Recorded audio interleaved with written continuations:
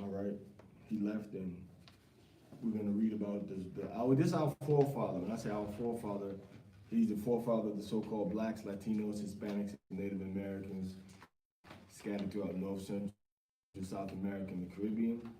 So to all I say, Shema Yasha Allah, Yahweh Eloheinu, Yahweh Echad, which is, Hear, O Israel, Yahweh our power, Yahweh is one. Wahabta at Yahweh Eloheinu, Bakal Lababka, Wabakal Lapashka, Wabakal Ma'atka. You shall love Yahweh, your power, with all your heart, with all your soul, and with all your might. All right? Yahweh Allah Sharia, Allah Al Yawan, Yahweh God Almighty, the Most High God. All right, so the first portion we're going to go into today is going to be dealing with Genesis chapter 28, verse 10. And in this portion, we're going to see Jacob's journey away from his murderous brother. His brother wants to murder him now because he stole he tricked his father Isaac into giving him the blessing as the leader, as the head, as the inheritor of the spiritual leadership of the family. All right, so we're going to go into this Torah portion on this Shabbat and explain it as we go along. Again, it's very important that you understand and read the Torah. You can't know about your family. We have so much broken families and family history that we've lost over the past, few decades and even centuries. But we know the most important pieces of our family history are found inside the Bible, are found inside the Torah, are found inside the Tanakh, are found inside the Basora, or the Brit HaKadosh, or the New Testament. So we have our family history that's important to us in terms of our relationship with Yahweh, what he expects from us, what he wants from us, what he needs from us. All right. So we have family history accessible to us every time we pick up a Bible. So reading about what our forefathers did, how they did things, why they did things, the mistakes that they made, and the gains that they made, the mistakes that they made, and the positive moves forward, that they made. And it encourages us and shows us the way that we will walk and have to walk in, as we see in when it says that we have to seek the old path.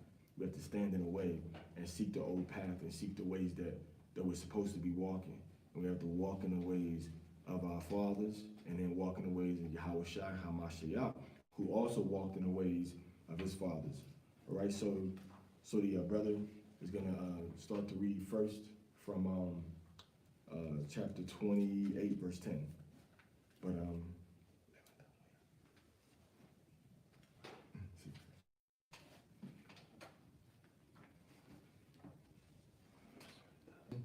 and then when you finish the chapter, just do that portion. All right. Come, that's there, yeah. So Genesis 28:10, which is the first aliyah of the Torah Parashah Vayeitzei, or Vayeitzei. All right.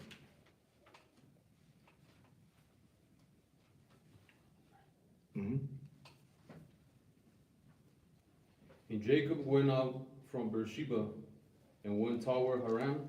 So Beersheba is in the south of Israel, west of the Dead Sea, west of the Dead Sea, just a little bit west of Arad, and he went all the way north into Haran. Haran is right on the border of Turkey and Syria. It's about 10 kilometers inside of Syria, about 10 miles, I forget which one, inside of Turkey from Syria, in a province called Sanli Urfa right now. That's where our father Jacob went to. That whole Middle Eastern area is where we roamed at. We didn't go into Africa until we got kicked out of Israel, or we had some problems in Israel. But we didn't roam just all up and down Africa. We were in the Middle East. All right, we were in the Middle East, Turkey area, Iraq area, Lebanon, Israel. So Abraham went from the south. Jacob went from the south all the way to the north because his brother Esau said he was going to murder him. So when he said he's going to murder him, like anybody does, like Yahushua did. See, this is kind of a foreshadow, because the same thing happened to Yahushua. All right. Esau's descendant, which was Herod, said that I'm gonna murder all the babies, and he left. He murdered all the babies. Pharaoh, before that said that after this, Pharaoh before that said, I'm gonna murder all the babies in Israel. And Moses went hiding.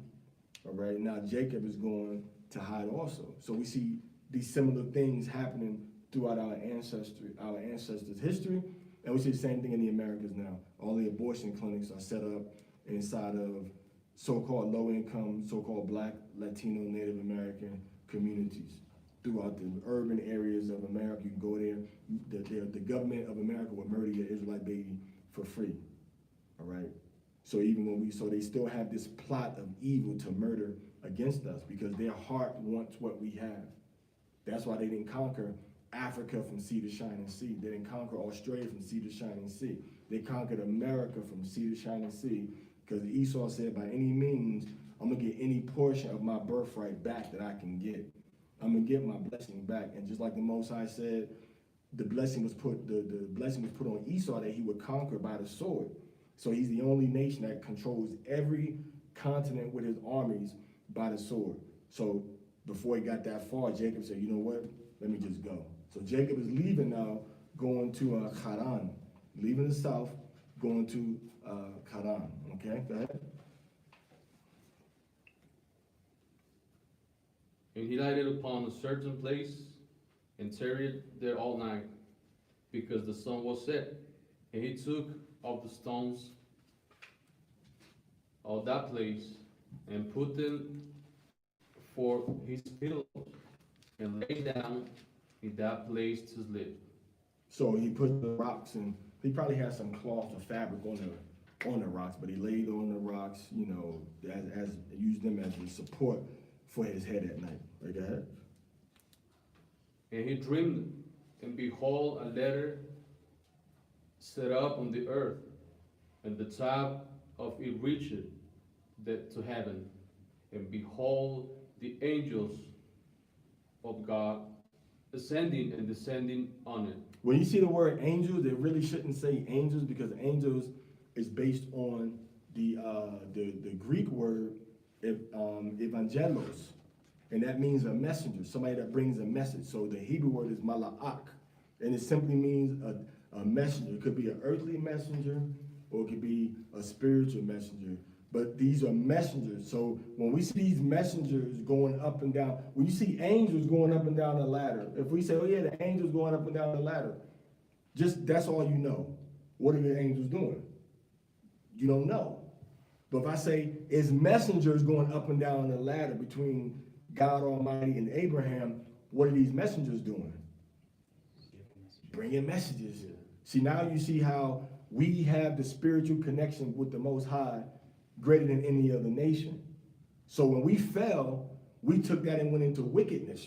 That's why we have all the shamans, all of the witch doctors, all of the santeros, all of the madrinos and padrinos. We have the santeria, we have the shaman, the shaman, all right? Doing all types of rituals, trying to connect God to do it. We want to go through demons and spirits and ancestors, which are not ancestors, which are really evil Malaakim from Hashatan, you see? But Jacob was given a spiritual connection to the Most High, all right? And that was intensified once we got the Taorah and once we started walking in wisdom. As a nation, when we cry into wisdom and we walk in the Taorah, we have a greater connection to the Most High than any Amalekite, than any Baptist, any Ellen G. White, any Charles Taze Russell, all right? Any Joseph Smith, than anybody.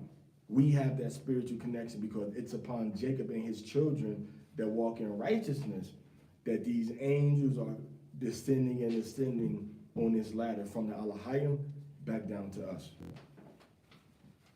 Everybody got that? Okay, go ahead. Verse 13. Yeah.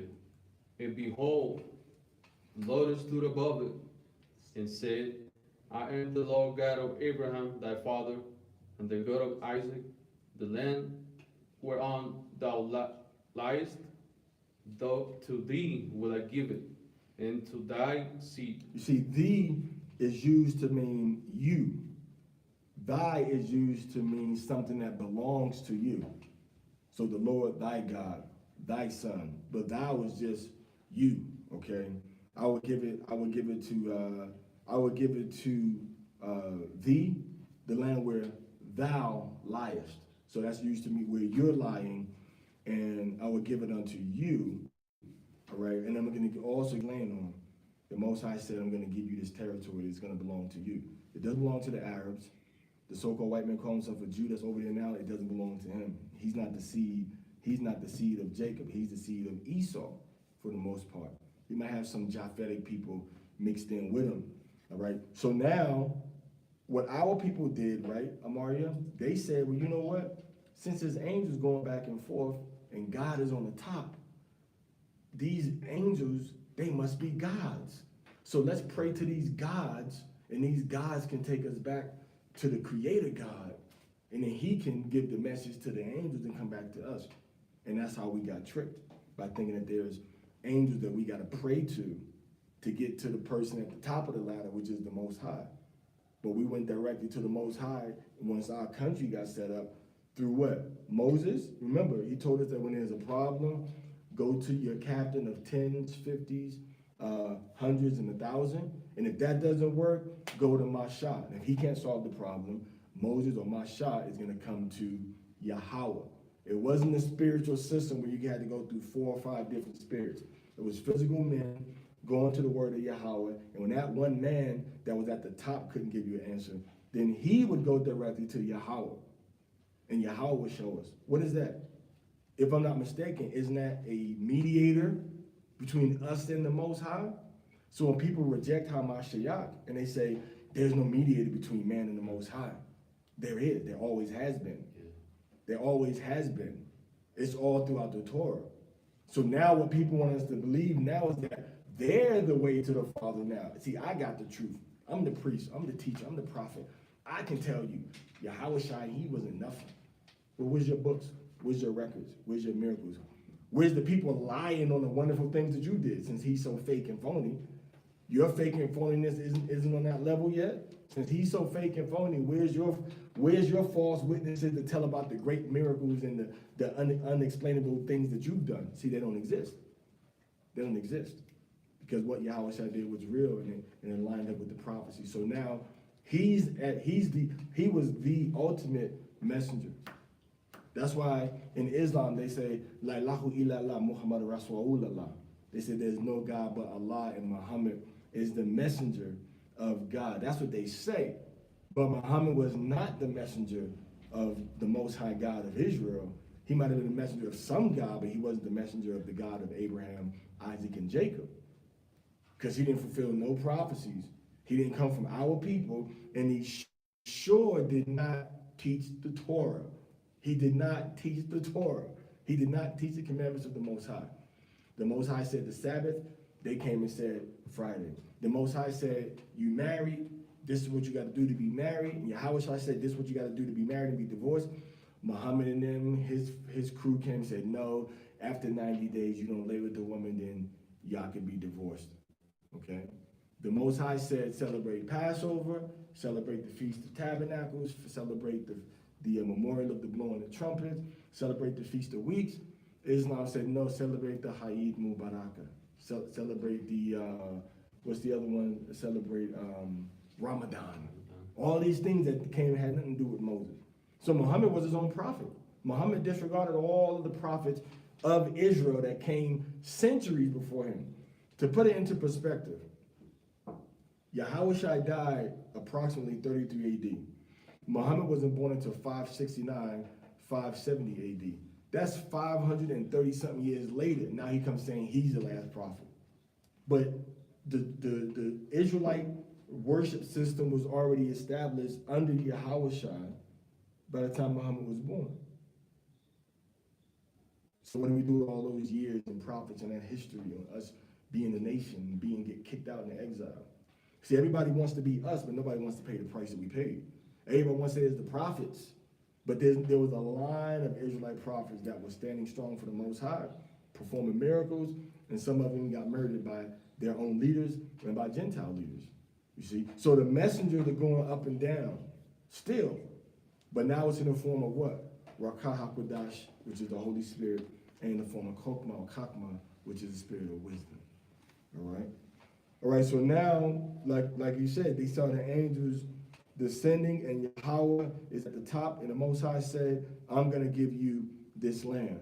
North America, Central America, South America is not our ancestral inheritance given by the Most High in righteousness. Those are lands that we inherited in our wickedness and our exile, getting kicked out. All right, and even in that curse the Most High gave us in Deuteronomy chapter 28, the blessing of Isaac was still upon us. Because remember, Isaac said, "You shall dwell in the fatness of the earth." Remember when Isaac was blessing our father, our father Jacob, what did he tell him? All right, what did he tell him? He said, Yahweh give thee the dew of heaven and the fatness of the earth, and plenty of corn and wine, and plenty of grain and plenty of grapes, plenty of seed fruits, legume, as they call them, like the fruits from the vine, and plenty of grain, and get the fatness of the earth. That's why everybody's trying to vacation in Puerto Vallarta, Puerto Rico, Cancun. Right? Everybody's trying to get down to Havana, to Miami, to Miami, right? Everybody wants to go to Los Angeles and San Diego. Nobody's breaking their back to go to Avesdokstone, Sweden. Nobody's breaking their back to go to any of these other. Everybody wants to go to the place where the Israelites are. Nobody's bending over backwards to get to New Delhi. They want to get to the place where the chosen people are, where the chosen people were exiled. They want to see the places and the faces of the ancient people of Israel that got transported from the eastern hemisphere to the western hemisphere. And they look upon us in amazement, like, wow. But none of the records that they have over here, hardly any of them are like prehistoric. They sound old records, but nothing as old as they find in the east. Because we came into the west from the east. So the blessing of Jacob, the blessing that Jacob got from his father Isaac was upon us even when we got exiled, even when we got kicked out of the land of Israel. All right, and the Gentiles are still trying to follow us to this day to get to these places. So even though we got kicked out of the land of Israel because we broke the covenant that we made with Yahweh, we are still put collectively touch place in America.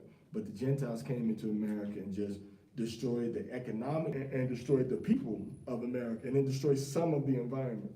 But there are some nice environmental aspects to America with the blessing that we got from our father Isaac. So even though the Most High cursed us, we were getting punished, beat down, and put in captivity and raped in paradise.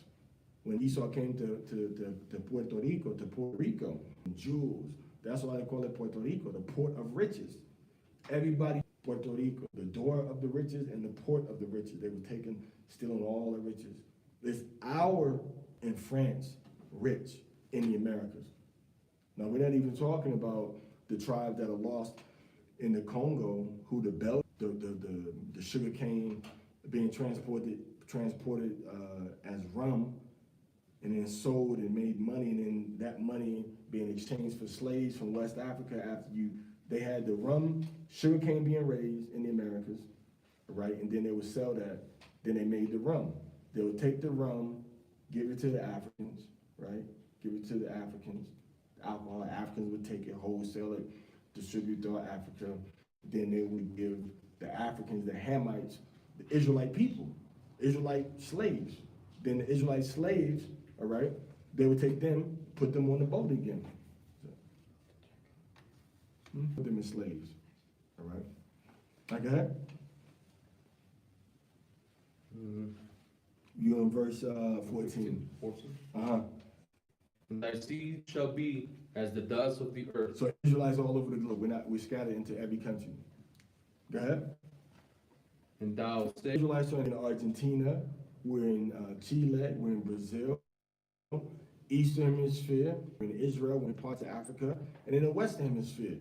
actual, we can literally think right now, okay, there's Israelites over in Kenya that were taken in slavery and taken into India. That's the, Eastern Hemisphere. We got Western Hemisphere.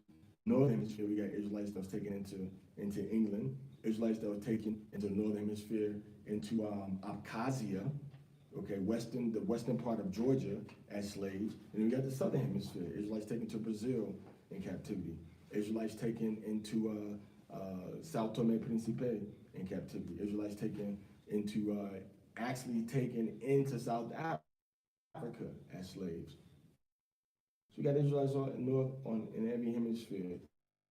And I see that came upon everybody because of Adam's sin. Because Adam listened to Hawa, Eve, and ate of the fruit of the tree of the knowledge of good and evil. Whether you take it as physical, whether you take it as metaphorical, it happened. Which means that she was partaking of things that were prohibited by the commandments of the Most High, which means that she disregarded the word of Yahweh. The same thing our people are doing now. Our people are still eating of the fruit now.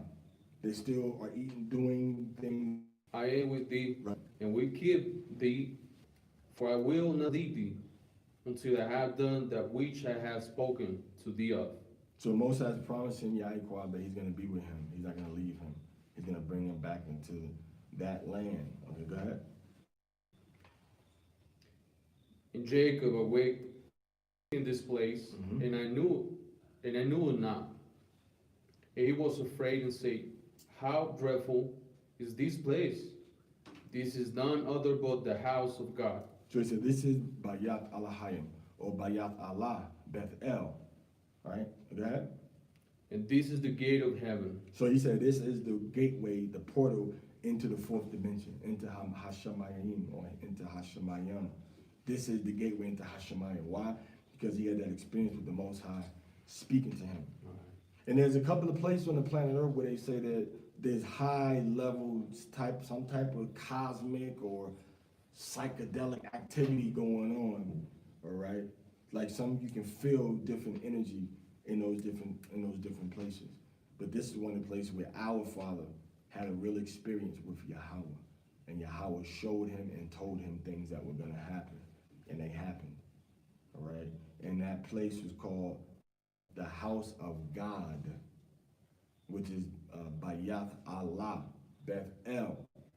So early in the morning, and took the stone that he had put for his pillows, and set it up for a pillar, and poured oil upon the top of it. And he called the name of that place Bethel. So Bethel, which is Bayat Allah, which means house of God. So if you want to talk about a place where you could say, well, you know what? We're going to build a black building here, and we're going to call it the house of God, and we're going to worship God here, and we're going to call it the Kaaba for the cube. This would be that place. If you're going to do something like that, according to the records that were provided to us, you would do it here. You wouldn't say, well, you know what? Let's just go into Saudi Arabia. Let's just go into Saudi Arabia and let's build it there. You wouldn't do that. You'd say, well, you know what? This is where Jacob did everything at. Let's do it right here in Bethel, in the land of Israel, all right? Which is our ancient territory, all right? Our ancient territory, where our ancestors come from. We wouldn't say, well, you know what? Let's not do it here. Let's just go all the way over into Saudi Arabia. All right, let's do it. Let's go ahead and do it right there in Saudi Arabia. The children of Israel, they didn't do all of that. They said, well, you know what? The Most High, our father Jacob was here, and they're going to keep this place. We're going to respect and honor this place. All right? So they honored that place called Bethel. All right? And the place Bethel is still there unto this day. And that's when we leave Jerusalem. When we leave Jerusalem and we go a little bit toward the northeast. We go a little bit toward the northeast of Jerusalem. All right? And it's going to be about, I don't think this map is actually to scale. All right? But when we look here, you know, we can see it. Okay, we got Jerusalem is right here. Everybody see that? Jerusalem is right here, and then Bethel is right there, by Allah. But remember, Jacob is going way up here, so he barely started his trip, and he stopped and said, "You know what? Let me. I gotta go to bed. Getting tired." So he, you know, went to got a little rest, and then that's when the Most High gave him that dream, right in this place. He had just started his journey. In the experience, I don't know about anybody else, but in my experience, once we see the Most High, once we move in a direction where we know it's going to be pleasing to the Most High, then the Most High may give you some type of indication of what to do, how to do it. But you have to be in motion. Most High is not going to just have you just sitting there dreaming all day. He gave Jacob that dream once he was moving in the direction that he's supposed to be moving towards. So he's now walking in the prophecy. What's he going to do? He's going to go up here. We know he's going to get a wife. Or he's going to get a wife. Now this woman is from the same place where his mother is from. The same place where Shirah is from. I'm sorry, not Shirah, but the same way where Rebecca is from. He's going to the exact same place. So I think it's good if we see, okay, my wife is a good woman. Okay, where's my wife's mother from? Where's my wife's people from? And let's say, you know, I'm going to get the same type of woman that I have from where my family comes from, where my mother's family comes from. Just some connection, as opposed to, hey, what's up? What's your name? You single? Okay, come on, let's have a baby. That's how people do it now. But in the ancient time, it was more met on the street, like, hey, yeah, you're gonna be my wife. You know, some of these, whether they sons or daughters, that's walking in Dawah, it's walking in the Torah. Not just, I'm gonna get this one, you're trying to convert everybody. Nah, you can together convert the world into being what Yahweh wants them to be. But when you get somebody that's coming from a different aspect, that's converted, that's not even walking in that way, it's gonna be a harder walk for you. When you get somebody that say, you know what, I love the Most High, I love the Torah, I love Yahweh Shai, I love you, I love your family's gonna be my family, that's it. That's a beautiful match. But when somebody's like, oh, I don't know, I don't really want to wear no skirts, or, why can't, if the Most High gave it to me, why shouldn't I show everybody, or whatever? I'm proud of my body, or, you know what I'm saying? Nothing wrong with having Christmas dinner with my family, It's the only time of the year when everybody can get together, right? So now you got a constant fight. That's what the Most High meant when he said, when you marry these women and these men that are not walking after the way that I gave Moses, they're going to pull your sons and your daughters away from me. Yeah. So that's why Jacob is saying, what did our mother Rebecca, what did she say? Go here and get you a wife. Isaac, go get you a wife from over there. Look at your mother, man. Mother's a good woman. Right. Your mother's a good woman. Go get where her people came from. You see? And that's how it kept going. Okay. So we in verse 18. We're in verse 18. 18, okay. 19. Okay, 19. Yeah. But the name of the city was called Luz at first. Okay. And Jacob vowed a vow, saying, if God will be with me, I will keep me, and will keep me in this way that I go. I will give me out, and will give me bread to eat and raiment to put on, so that I come again to my father's house in peace. Right. Then shall the Lord be my God. So he said, he's making a covenant. Yahweh, keep me safe, and I will keep you as my power. I will keep you as my power. And there's nothing wrong with him doing that. But if you go to the Most High, Yahweh, let me make it through this process so I can continue to spread your name and spread your glory and tell people about your son and about your commandments and about you, most importantly. And, you will continue. So the Most High, he wants you to have those type of interactions with him. He don't want you just being roped with the Most High. He wants you to involve him in your life and what's going on. How do we know that? Every prophet, every forefather that has a story in the scriptures was involved in the Most High. It wasn't nobody just saying, well, I'm going to go fishing. I'm going to get me some fish. You want some fish. This is how to be a good fisherman. It was always a spiritual connection to the Most High. All right? It was always, even Gideon, you know, the ones that don't lap them, the ones that the Most High is going to use to go to war with you. It was always a spiritual connection, so we got to involve Yahweh in what we do. We got to fast, and we got to pray, and we got to promise things to the Most High also. You got to promise things to the Most High. Go ahead.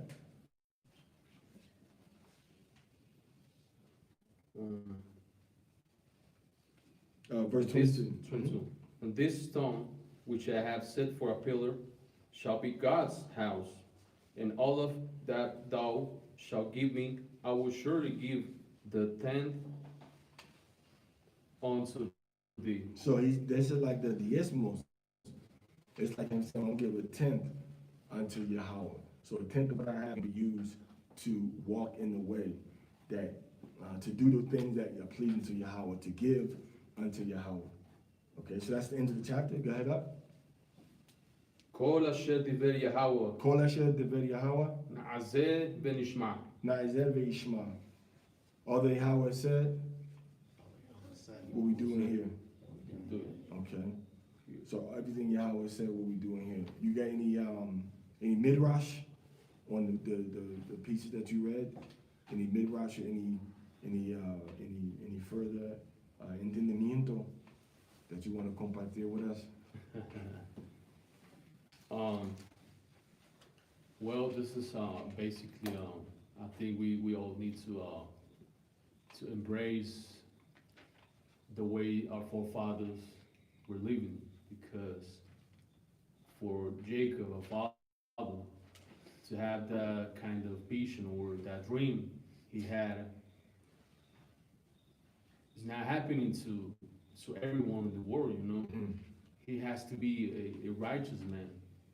So if we want to have that kind of approach into the Most High, we need to live like our forefathers, Right. you know, righteous as the Most High says, known as the thing that we need to come back to our roots, our ancient roots, but hold it fast, hold it as it is written. Right. So, yeah, I think that's the way, the only way God is gonna give us back the purity, the blessings, the wisdom, the intelligence, and He's gonna give us the bread to eat, and all those the kinds of blessings we found in Deuteronomy 28 and 30, you know. Right. So, and of course, we have to have the understanding of the Mashiach, you know. So we need to live as the Torah says, but we need to embrace what our master says also. Right. Right. So that's the only way we're gonna have peace and our heaven. We all are expecting the heavenly heritage, you know. That's the first one. But while we're here in this earth, we can have all those blessings too. But we need to be righteous. We need to live by the Most High's commandments, and we need to follow our master's ways. So yeah, we need to keep the commandments, to go back into the ancient ways and live as the Torah says. That's the only way we're gonna please the Most High. That's the only way to be all together, praise the Most High, not being fighting for any kinds of interpretation, you know, trying to embrace, try to being peaceful each other, you know, the feast and the Sabbath, you know, every time, anywhere. So yeah, we need to. That's the only way to keep the Most High's commandments Come, and live righteous. come, Yeah. hallelujah. So like you said, you know, the Most High told, you know, Jacob said, look, just give me some place to live and give me some food and give me some clothes and you my power. You know, it wasn't no big, that's basic, simple things that he can do those things easily with his own hands. So even though he made that deal with the Most High, he's still saying, look, just let me live, basically. And, you know, give me some things that I need to, to have a basic life.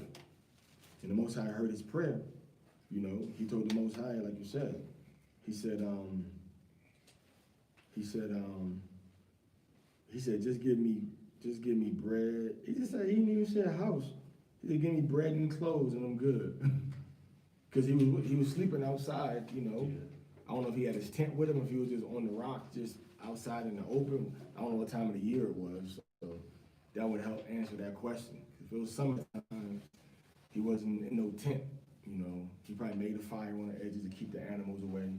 Then got himself a little pillow with the rock and put some cloth on it, you know, and lay down. But like you said, you know, we can have some of those benefits of serving the Most High on this earth here. The whole thing is the Most High showing you that, you know, your seeds, your family, your people, do this, I'm gonna make you large. So he's moving forward knowing that he's got a whole team of people that he's playing for. It's not just about him and what he's doing.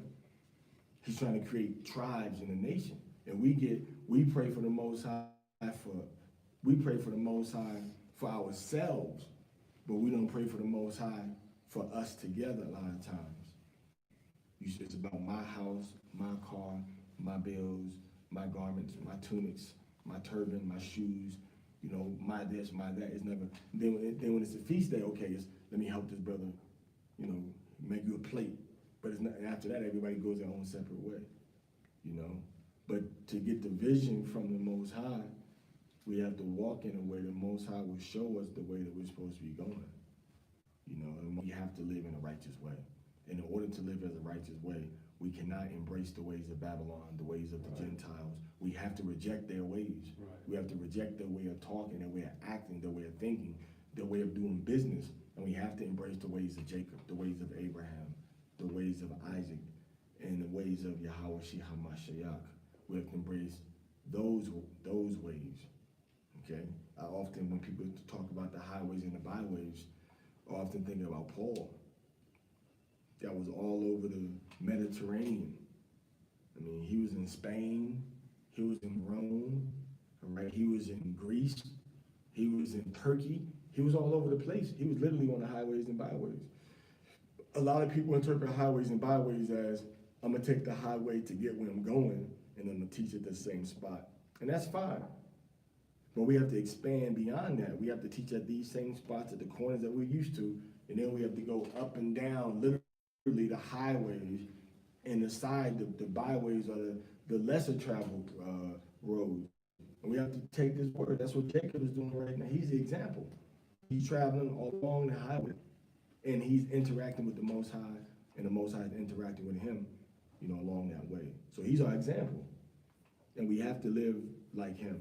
You know, like the ox said, we have to live like them. We have to live like our forefathers, because we see what works, and we see what doesn't work. So why would we continue to embrace the ways of the Goyim, the ways of the Gentiles, if that doesn't work for us? Verses 1 through 17.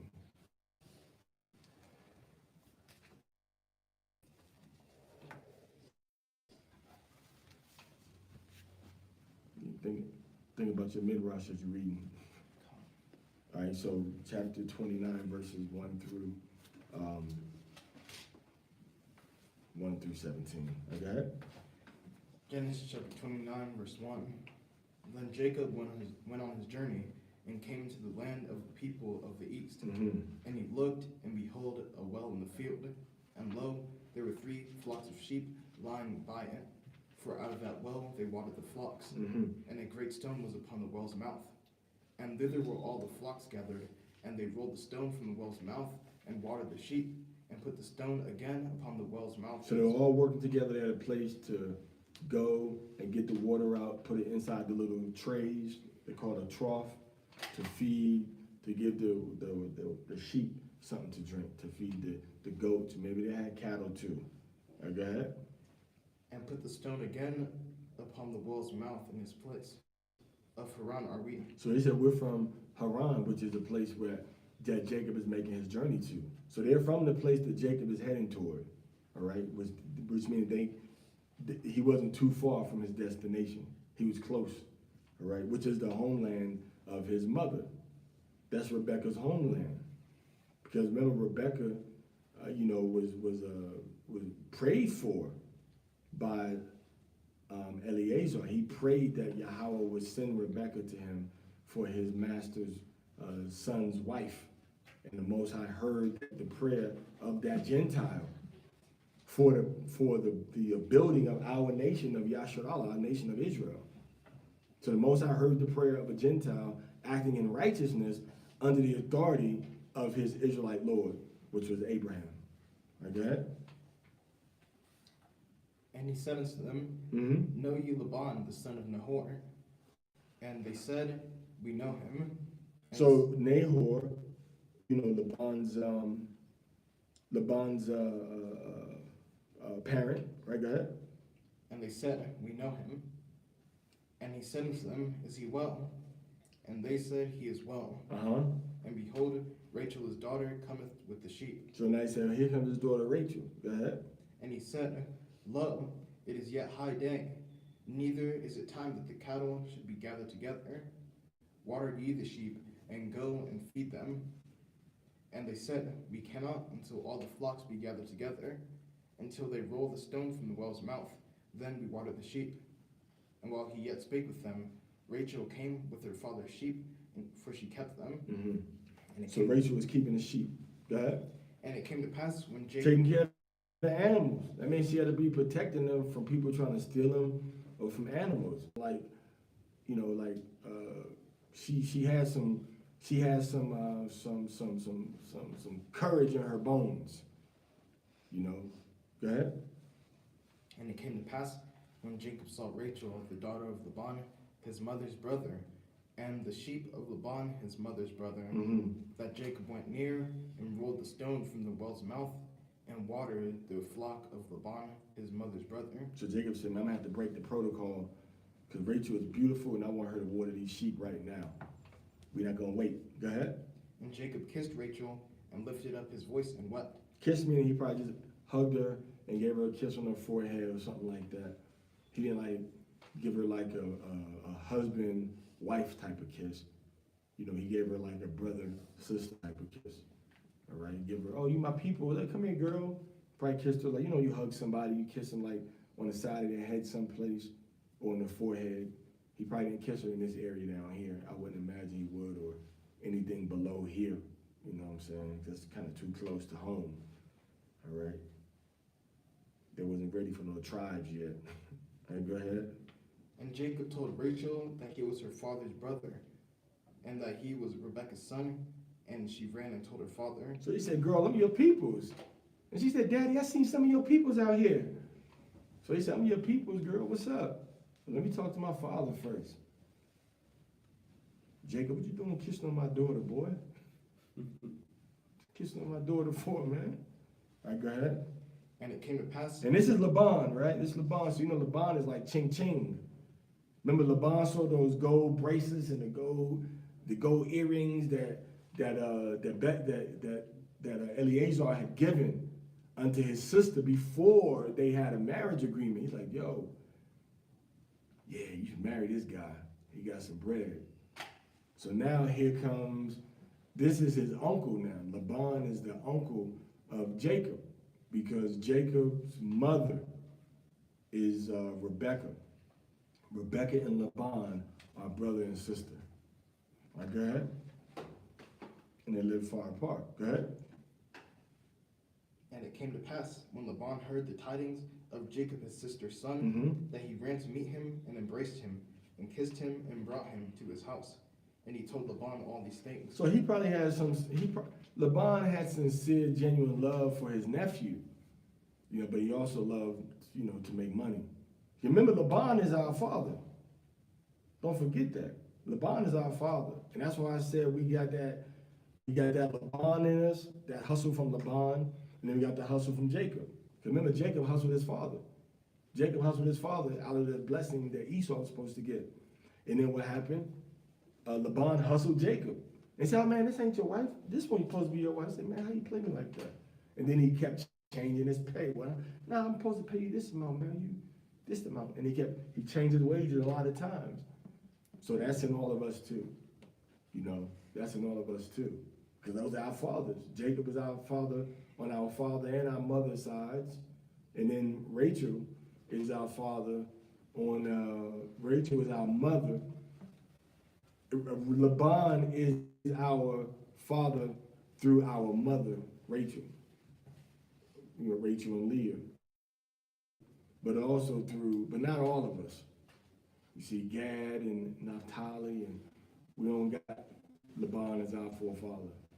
That's why we're a little more honest than, you know, than Judah is. Judah and Reuben and, no, I'm just joking, but go ahead. And Laban said to him, What Laban said? surely thou art my bone and my flesh. And he abode with him the space of a month. So remember, he told him what happened. He told him the whole story. So, okay, go ahead.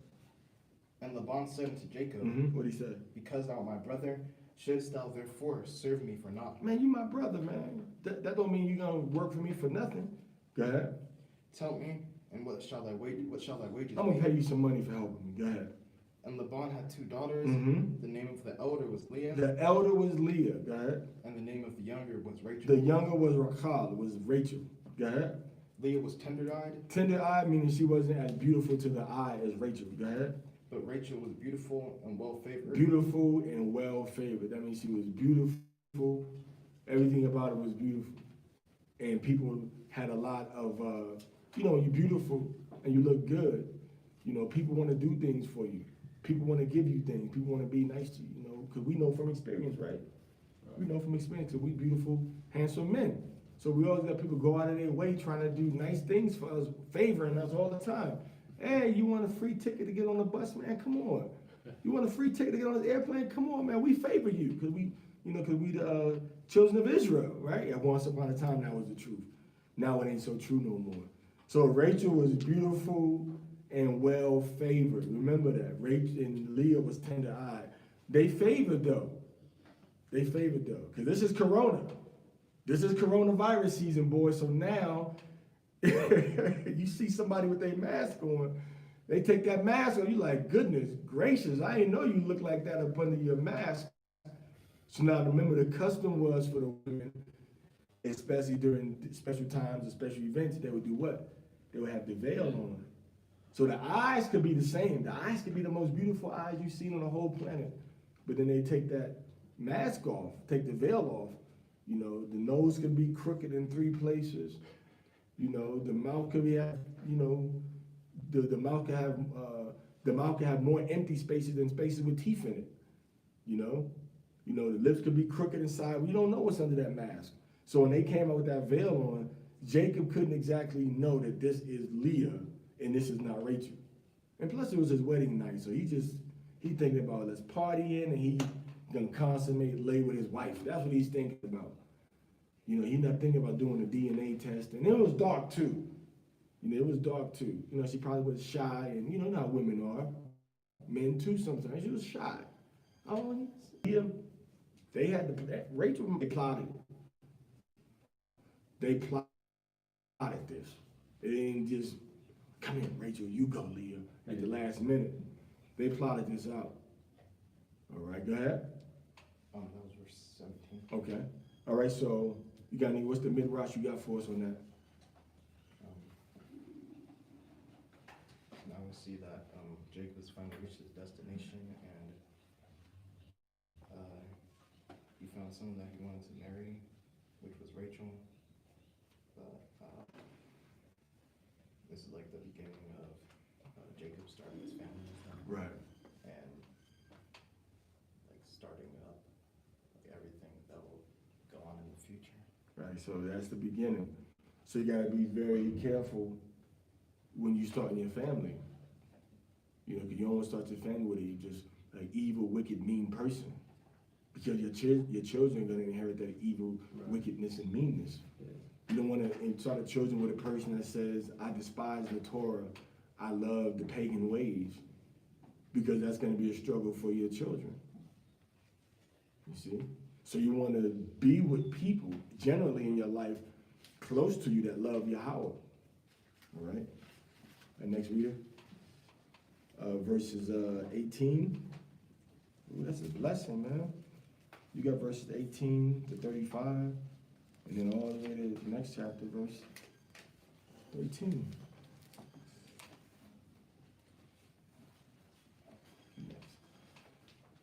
All right, Genesis chapter 29, verse 18. Go ahead.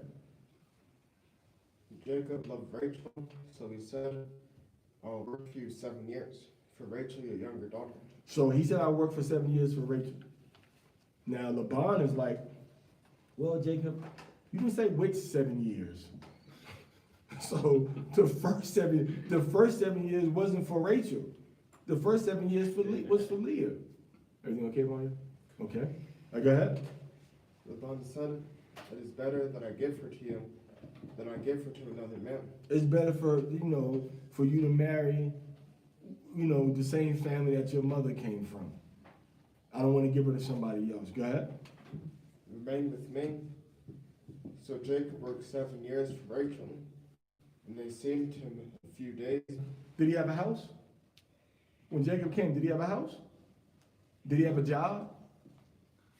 When he first, he didn't have no house, he didn't have no job. Okay, what type of, how did he get his income? He's working for his father-in-law. But what's he get there? What's he there talking about? No house, no land of his own that he can go to now, and no job. And what's he talking about? I need a wife. What's the white man tell you? Oh, you gotta have a house, you gotta have a good job, you gotta have health insurance, then you get a wife. And times were of course different back then, but Jacob has a plan. And it's according to that plan, he says, now I can start my family. I'll work for you, for my wife. And then when I'm working for you, so all the time he's working, all that's for Laban. All that's for Laban. It wasn't for Jacob. Right? It's for Laban. All right. Go ahead. Jacob said to Laban, Mm-hmm. Deliver my wife, for my term is fulfilled. So he said, what? After 7 years, he said, what? Deliver my wife, for my term is fulfilled. Man, give me my wife now. My time is up. I want my wife. I need to start my family. Go ahead. And I will consort with her. So Laban gathered all the people to the place and made it. So consort with her meaning that I will consummate the marriage. All right. I will, actually he said I will go into her, which means I'm going to have sex with her now. I'm going to lay with my wife now. Go ahead. So it wasn't no like, oh, that's nasty. It was a natural thing. It wasn't something you couldn't talk about. But he wasn't making no record about it. He didn't make a song about it and sing it to everybody. He's talking to the Father, give me my wife, man, so I can go into it. So meaning what? I want to consummate the marriage. I want to begin the benefits of married life. I want to become physically one with her. Okay? So Laban gathered all the people of the place and made a feast. So look at all these elements. Now these elements aren't Torah law, but these elements show you our culture. There was an agreement between the father and the man for what? for his virgin daughter. That changes everything once the woman's a virgin. Right. That changed the whole dynamics. A lot of women are the opposite of a virgin, but they want to be the benefits of a virgin. Well, if you want the benefits of being a virgin, stay a virgin. You can't get the benefits of being a virgin if you had 10, 12, 13, 20 men, the whole crew, all right? Listening to Lil Trina from Miami, all right? You can't be like Lil Trina from Miami and try to have a biblical righteous marriage. Now you can repent, but why repent? Why repent? Why not just stay away from that direction? Yeah. Why not just go away from that direction and stay righteous? So you have agreements are being made. The woman is a virgin. They talk about the bride price, and then they have a feast to publicly announce, allow the public people to enjoy this union that's about to happen. They're enjoying it like witnesses. Come party with us. This is the marriage celebration. So next week she can't say, well, you're not married to me. I was just joking. I didn't know. Nah. See, and what documentation do we have? They talking about? There's no documentation here. You see? Nothing's written. Not saying you need or don't need, but just saying that the public being aware and them acknowledging on all parties involved that this is a righteous marriage was sufficient at the time. All right? Joseph didn't have a Hebrew marriage, but he was married to Asenath. Okay? How did Isaac take Rebekah? He met her, he took her in the tent, and she became his wife. And everybody knew she is going to become his wife. She's coming here to become his wife. They go into the room, they go into the tent, come out, we happily married.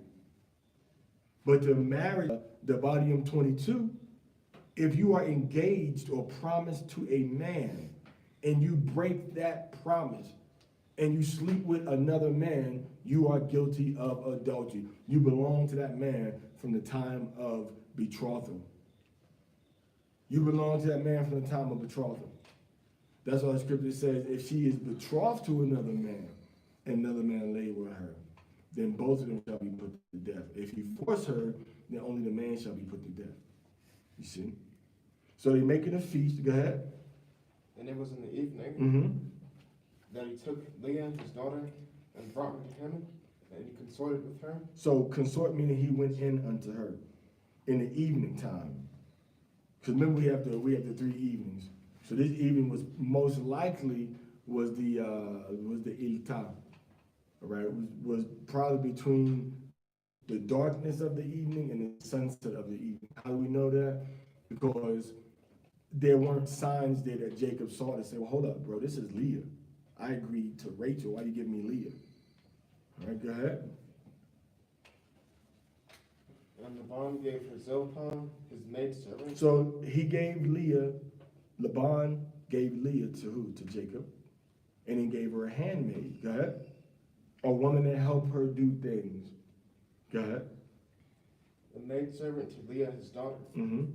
And it was in the morning that behold, it was Leah.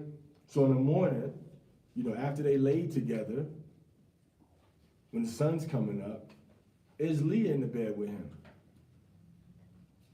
Go ahead.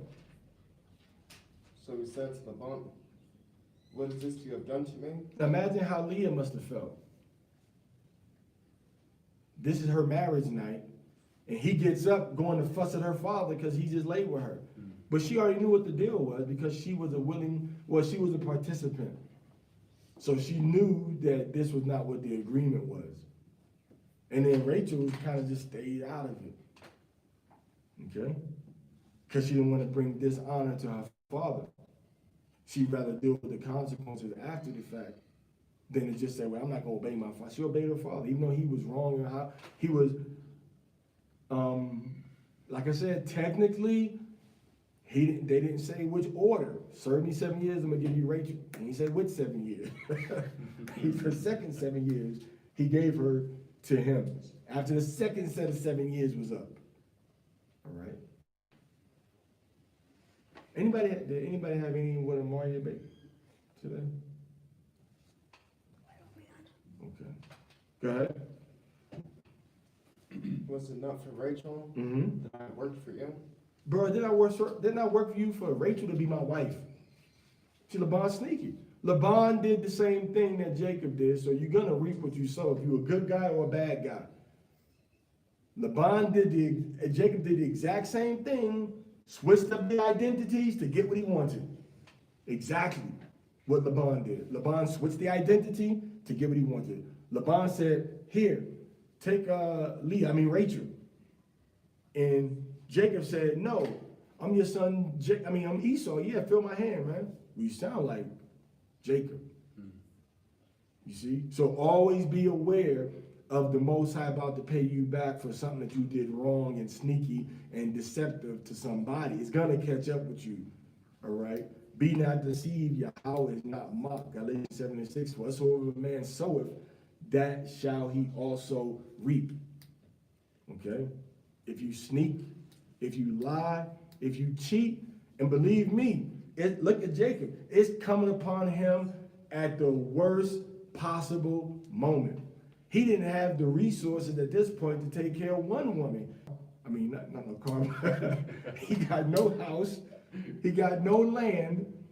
What kind of health insurance did Jacob have? He had no health insurance, no dental plans. That's a European concept when you're trying to tell a man, well, if you don't have a wife, if you don't have a car, if you don't have a house, you're not ready for marriage. You sound like the white man.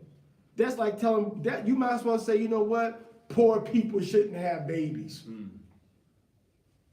You might as well say poor people shouldn't have babies then, if you got that mentality. That's not our mentality. Everybody around the world is poor. You think just because you paying your bills, when you stop working and you still got trees, you still got your tools, you still got water, you still got dirt, that's when you know you're not poor. Having all these things around you is not what makes you rich. Having money is not what makes you rich. What the scripture says? The scripture says that the cattle on 1,000 hills belong to who? Yahweh. All right, what does Proverbs chapter 20 say? Proverbs chapter 27, verse 23 says. It says, the riches, does the crown endure to every generation? Are riches going to last forever? He says, the goats and the milk are going to be your food and your clothing, and for the price of a field. That's the value in life. So Jacob is working for his father, and he has these sheep. It's better than money, because you can liquidate it at the moment's notice. What else can you invest in where it can literally feed you, and you can still make money off of it, and it's a cycle that never stops? You shave it, you got the wool. You milk it, you got the yogurt, you got the milk, you got the cheese, all right? You got the curd, you got the cream, you got butter, right? You got the wool against, next you do all that, next thing you know, it's time to shave the wool again, right? It's a renewable natural resource. And the time it's growing, it's still giving you milk and everything. And you take that milk and you can sell it. You can make butter, cream, yogurt, ice cream. Make ice cream with it. Get some ice, get some sugar with the cream. You make ice cream with it, man.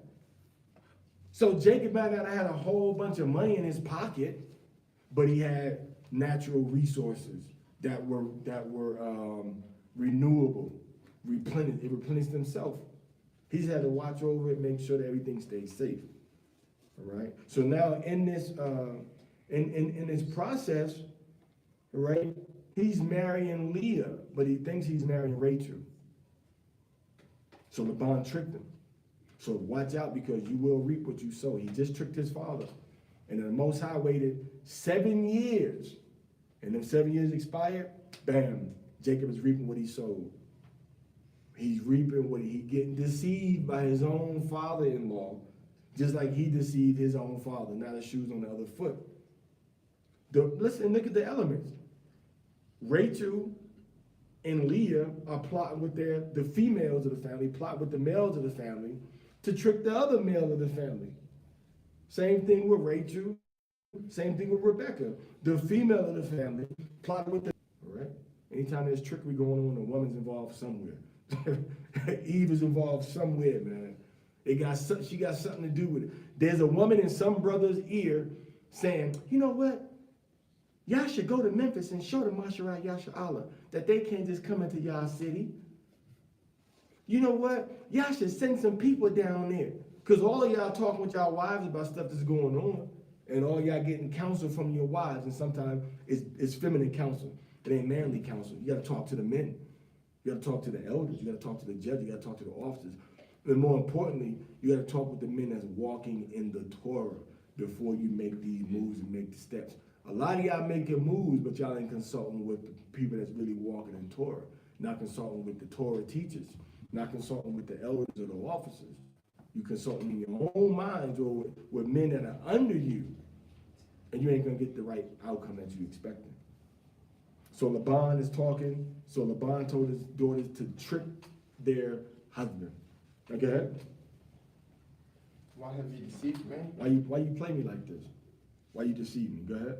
The Bible said, such is not done in our place, to give the younger before the elder. Well, you could have told me this beforehand, couldn't you? Like that? Complete the week of this one, and we will give you the other one too. So before you go places, you need to know what are the customs in these areas. When you get there, don't do nothing out of turn, out of order, until you know what are the customs of this place. What are the norms of this place? Go ahead. For the work which you were performing for me yet another 7 years. So he said, look, fulfill her week. What does that mean?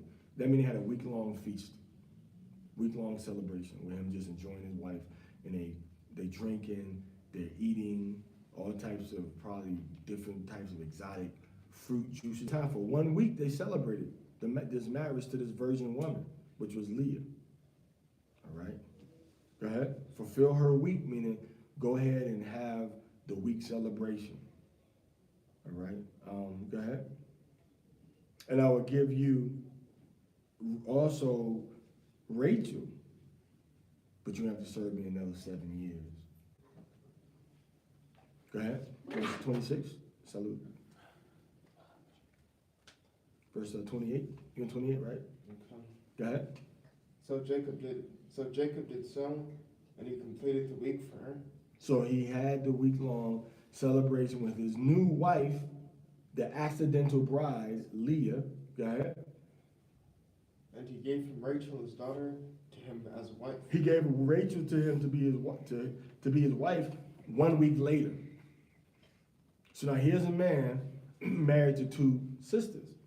So in the Torah, it says you should not take a sister to her sister to vex her and uncover her nakedness beside the other in her lifetime, which does not mean you cannot marry 2 sisters, which does not mean you cannot have your wives together intimately. It means exactly what it says. You cannot take a woman with the same mother or father to another wife with the same mother or father as the other one and lay with both of them. It's something the Most High don't want that to happen. But he didn't say women in general. He said specifically 2 sisters. Nor did he say you cannot marry 2 sisters. He said you cannot have any type of sexual intimacies in the presence of one sister and the other sister at the same time for wives. We see the foundation of the children of Israel being laid from the onset. We see 2 things. We see deception and we see polygyny. But the sisters, they weren't arguing or fighting over jealousy about sharing a man. We're going to see what their dispute was about. It's the opposite of the women now. It wasn't dispute like, oh, you stole my man, you got my man, I'm not playing second to nobody. It wasn't about all of that stuff. It was about one thing and one thing only, and we're going to read and see what it was. Go ahead. It's going to be the servant to Jacob's wife, Rachel. Go ahead. To her as a maidservant. He consorted also with Rachel, and loved Rachel even more than Leah. and he worked for him yet another 7 years. So he worked for 7 more years. So now he has 2 sisters, and he has 2 handmaids. So when we look in, real quick, I'll go here. Leviticus, neither shalt thou take a wife to her sister to vex her, to uncover her nakedness beside the other in her lifetime. So it says, don't take a woman to her sister. And we see the biological sister wife thing going on right here. Jacob is marrying 2 women. All right? And these 2 women are sisters.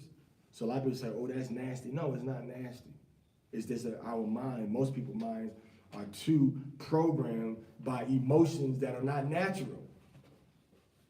It's not natural to feel the way you feel. This is after 500 years of social engineering and programming to make you go against the Torah, to go against your culture, to go against your biblical lifestyle. And then to do it the white man's way. Well, how's that working out for our people? How many of you got a family just full of people that everybody's been married and nobody's gotten divorced?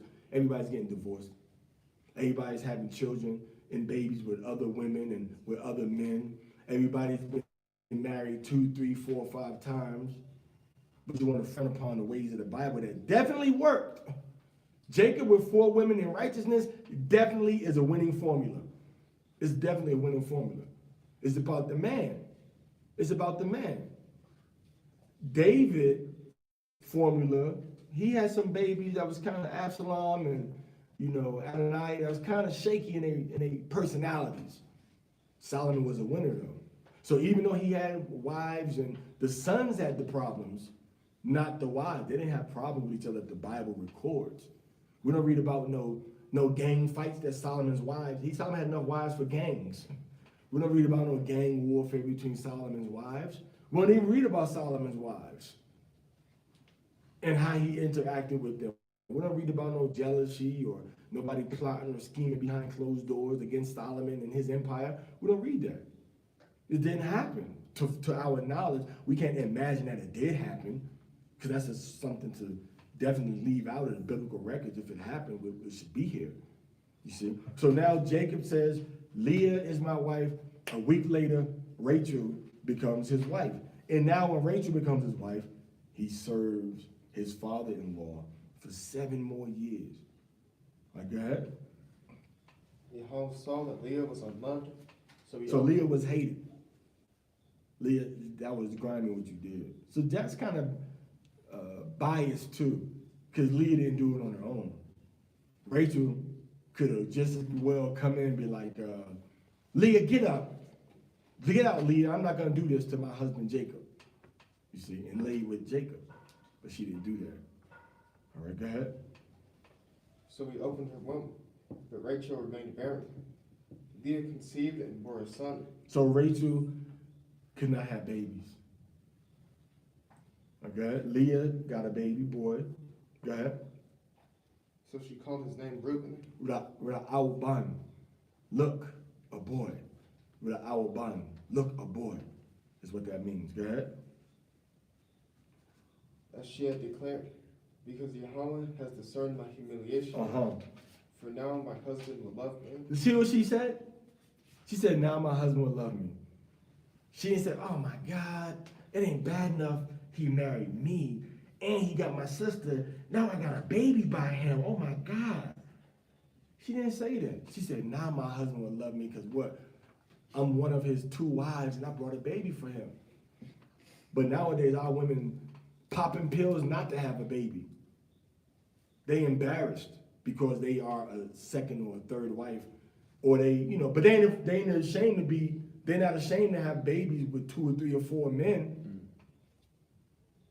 But they act ashamed because this man got 1 baby by her and this man got 1 baby by this woman. Now I'm talking in the truth. I'm not even talking in the world. I'm talking about a lot of people in the truth don't want that for their husband. Try to regulate what their husband can and can't do. Staying on triple P duty. private parts patrol. Where can he put his private parts at? Where he can't put his private parts at? As if they're the head, and he under them got to obey him. So Leah had a baby, and she said, "No, now my husband is gonna love me." Why? Because a lot of times when a woman has the baby, the relationship intensifies, and the one man feels a certain way about that woman because she's brought babies into the world for him. Go ahead. And she conceived again Now she had a baby a second time. Go ahead. and bore a son, Mm-hmm. and declared, because Yahweh has heard that I am unloved, he has given me this one also. Mm-hmm. And she called his name Simeon. So Simeon is Reuben in the area surrounding North Florida, which today would be called anciently was called the Appalachia, the Hittite, all right, and nowadays mainly comprised of what people call the Seminoles, and then some of the all of the Miccosukee, all right, which is still in Florida now. It's their land, their territory. The ones that wrestle with alligators, yeah, those people. Ain't no other tribe wrestling with alligators. I don't care how brave Gad and Judah or Issachar, Zebulon think they are. They ain't about to be wrestling with alligators. For Reuben, because remember the Most High said that Jacob said Reuben was the strength of, the excellency of his strength and dignity. And if that ain't strength, boy, I don't know what is. Strength is when you're doing something ain't nobody else can do. That's strength. And I don't know no other tribe is gonna get down and wrestle with no alligators as a cultural practice. Besides the tribe of Simeon. So that shows you who they are. That's the strength. Nobody else does that besides them. I'm not doing it. I'm not wrestling with no 300-pound alligator. I'm not doing it. You know, I fight a 300-pound man. I ain't fighting with no 300-pound alligator. But that's what Reuben does. 300 pounds, 200 pounds with the claws and the arms and the tail that could whip you down and the big teeth. That's what they do. All right. Actually, I think crocodile, ain't it? I think it's maybe it's crocodile wrestling. We'll find out. All right, so that's who the tribe of Reuben is, and that's who the tribe of Simeon is. Go ahead. Again she conceived and bore a son, and declared, this time my husband will become attached to me, Mm-hmm. for I have borne him 3 sons. Right. Go ahead. Therefore he called his name Levi. Levi, which is Lawiyah, which is joined unto me, which became the people that we know now mainly as Haitians.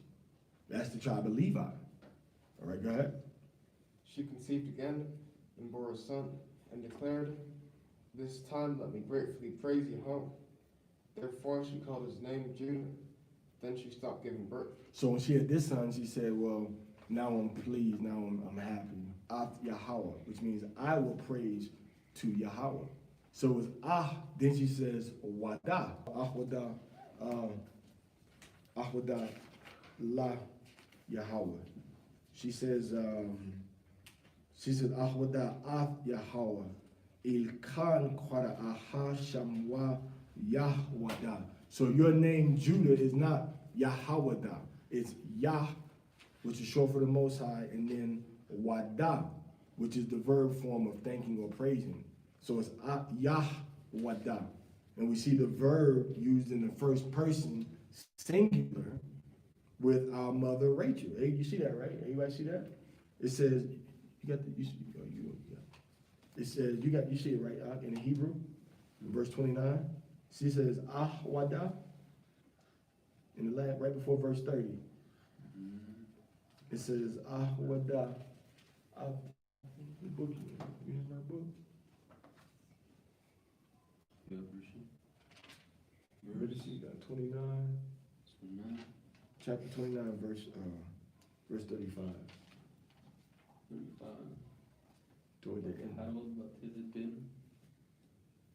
بتمر فعم وديت بحاول عالكين She said, right كراش مو before et, read the word before et again. Sorry to cut you off. إلي حاول عالكين Before et. Oh, So they using they taking the verb, which is the pronoun, which is first person, and they mixing it with the first part of the verb, which is wada, and they making that was it O? They just O or O-W? They making an A silent and giving the wow or O sound, and they taking the D, making the D like the eh. So they're saying O there. But when you separate the pronoun from the verb, you have wada. So that's why we go to Judah. So this shows you how it's something tricky about this. Because remember, this is Odeh, then they have Yehuda. So say this is all like Wodeh, but it's blending the alap and the wawa. But then when you go to Judah, they say for his name, they say Yehuda, right? Right. So they say, how they gonna change the way you pronounce the word, which is a different vowel point. But how did the word, the root, the last two letters of the root word was dalat and ha'a, but they changed it, what is it, Oda, right? Oda? Oda is like And then they put Yehuda, all right? But it's Yah, because he said, I will praise to Yahweh. So Yahweh stands alone. He's not blended with the rest of the word. See, I want you to look at the noun part of Judah. So you have Yah. You see that, right? right. Look at the noun part of Odeh. What part is the noun? I mean, what part is the not the noun, but what part is the noun? The noun is Adialap for I. Now look at the last three letters. You have the waw, the dalat, and the ha'a. Look at the last three letters of Judah. You have the waw, the dalat, and the ha'a. So in the ancient, we would pronounce these two the same because it's the same word. Just have different pronouns on it. One pronoun is a what? One pronoun is a common noun. Well, it's not Yah, it's Yah. So one is a proper noun, which is Yah. Then it has the same three last letters.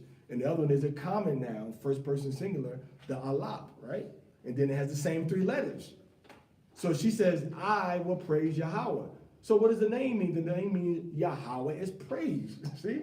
So she says, Ahwada at Yahweh. And then she said, Ilkan Kwara Ashamwa Yahwada. See? Yahwada. She says, Yahweh is praised or Yahweh is thanked. You see that? So that's what Judah means. So it's Ahwada. It's Ahwada, then she says, Yahwada. And it takes time for us to be able to pronounce these words. Because even the so-called Jew, they don't pronounce the words the proper way a lot of times. They shorten it and cut stuff off. We see a he or ha'a, we should say the ha'a for the most. So it's really supposed to be Yahweh. See that on the end? Hear that last? Ends with a wawa. Yahweh ends with a ha'a. So we got to be really particular on our pronunciation. Yabaraka Yahweh Bashem Yahushua. Yabaraka Yahweh Bashem Yahushua. Judah that came to America in slavery. So that's who the tribe of Judah is. All right. So as the tribe of Judah, what is Judah known? In a stereotypical type of way, what is one of the positive things that Judah is known for? In a stereotypical way, what was it before rap? Harvesting? Harvesting? Harvesting?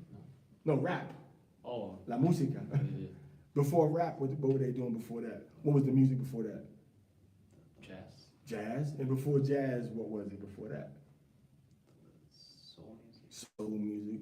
Before the soul music, what was before? What's the origin? Go back to American music? Reggae. Before all of that, was the root. When they first started singing, and it was definitely singing to the Most High, what was it? Slavery. What they call the old slave songs, the Negro spirituals, in their oppression and captivity. Not Puerto Rico, not Jamaica, not Haiti, not Cuba, not Mexico, not Brazil, not Guatemala, all right, not Florida. It was the tribe of Judah praising and singing songs to the Most High in their slavery. And that's how you know they're the tribe of Judah. See, these blessings and prophecies and names are things that don't apply to anybody else. There's no other tribe that was singing songs to the Most High like the tribe of Judah. The songs we got, Go Down, Moses, Way Down to Egypt Land, Swing Low, Sweet Chariot, Lay Down My Burden Down by the Riverside. Judah is the origin of the modern music movement. All modern music, pop music, comes from Judah. So-called Black Americans, all right? Meanwhile, we Gadites, Zebulonites, Issacharites, got a different form of music, but now over the years, we incorporated elements from Judah into our music. You see? So that's how you know that this tribe, this baby boy right here that's born, Yahudah, how does he praise Yahweh? He's the only tribe that has a whole culture of praising the God of the Bible. So you go into all these churches across America now, the so-called white man copied off of Judah.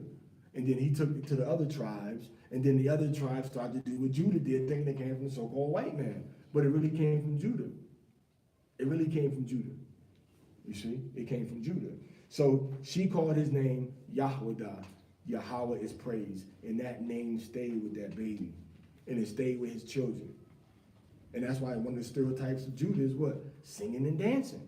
That's a stereotype of Judah, but Judah is probably the best singer in the whole nation. And that was epitomized in the 16, 17, 1800s, singing songs, get me out of slavery, free me, get me out of this captivity, help me, O God of Israel, God of the Bible, help me, please. And that's what the songs were about. No other tribe did that. What other tribe made songs asking the God of the Bible, the God of Moses, the God of Daniel, all right? The three children in the fiery, who made songs about that besides Judah? Now, everybody had access to the Bible because we was all conquered by people with a Bible. Catholics and Protestants, or Catholics and Anglicans, they all conquered us. Catholic, Anglicans, then a few Protestants under the Puritan movements. But we were all conquered with people with the Bible. So why didn't everybody else make songs like that? Because their vibration. The Most High made everybody do certain things so we would know, okay, yeah, this is Judah. This is the tribe that the Bible is talking about. Who else did that? No, matter of fact, no other group of people on the planet Earth was being oppressed and pushed down and enslaved. And their form of rebellion, resistance, and hope was to just sing songs about the God of the Bible coming to deliver them. Nobody else did that. You see that? So that's how we know that that's Judah. Go ahead, Amaya. Then she stopped giving birth. So she stopped giving birth. She left off bearing. Okay. Kalashara, the body of Yahweh, Na'ishah, Wanashemai. All that Yahweh said, what we doing here. All right, chapter 30. Appreciate your patience, Amaya. Chapter 30, verse 1 through 12. Now, go ahead and get it, man. We're going to have to put some super glue up there.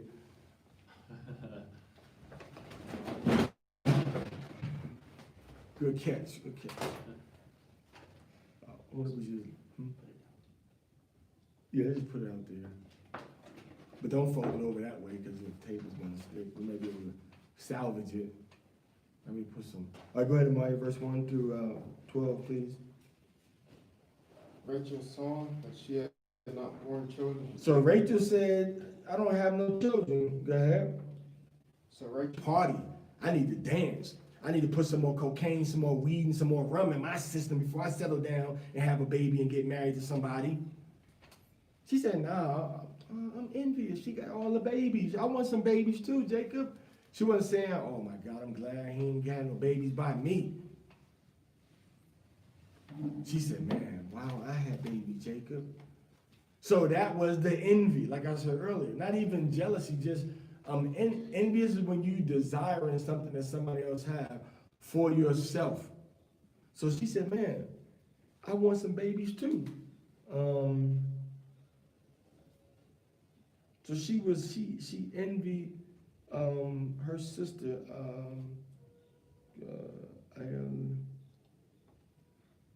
where's the word envy right here, man?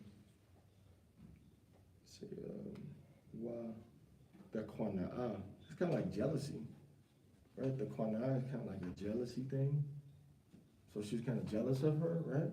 Because she had the baby. So that's what the friction came, not because she had two wives, he had two wives, but because how you gonna get an other wife babies and I don't got no babies? Can you imagine that discussion right now in 2020? No, it ain't happening.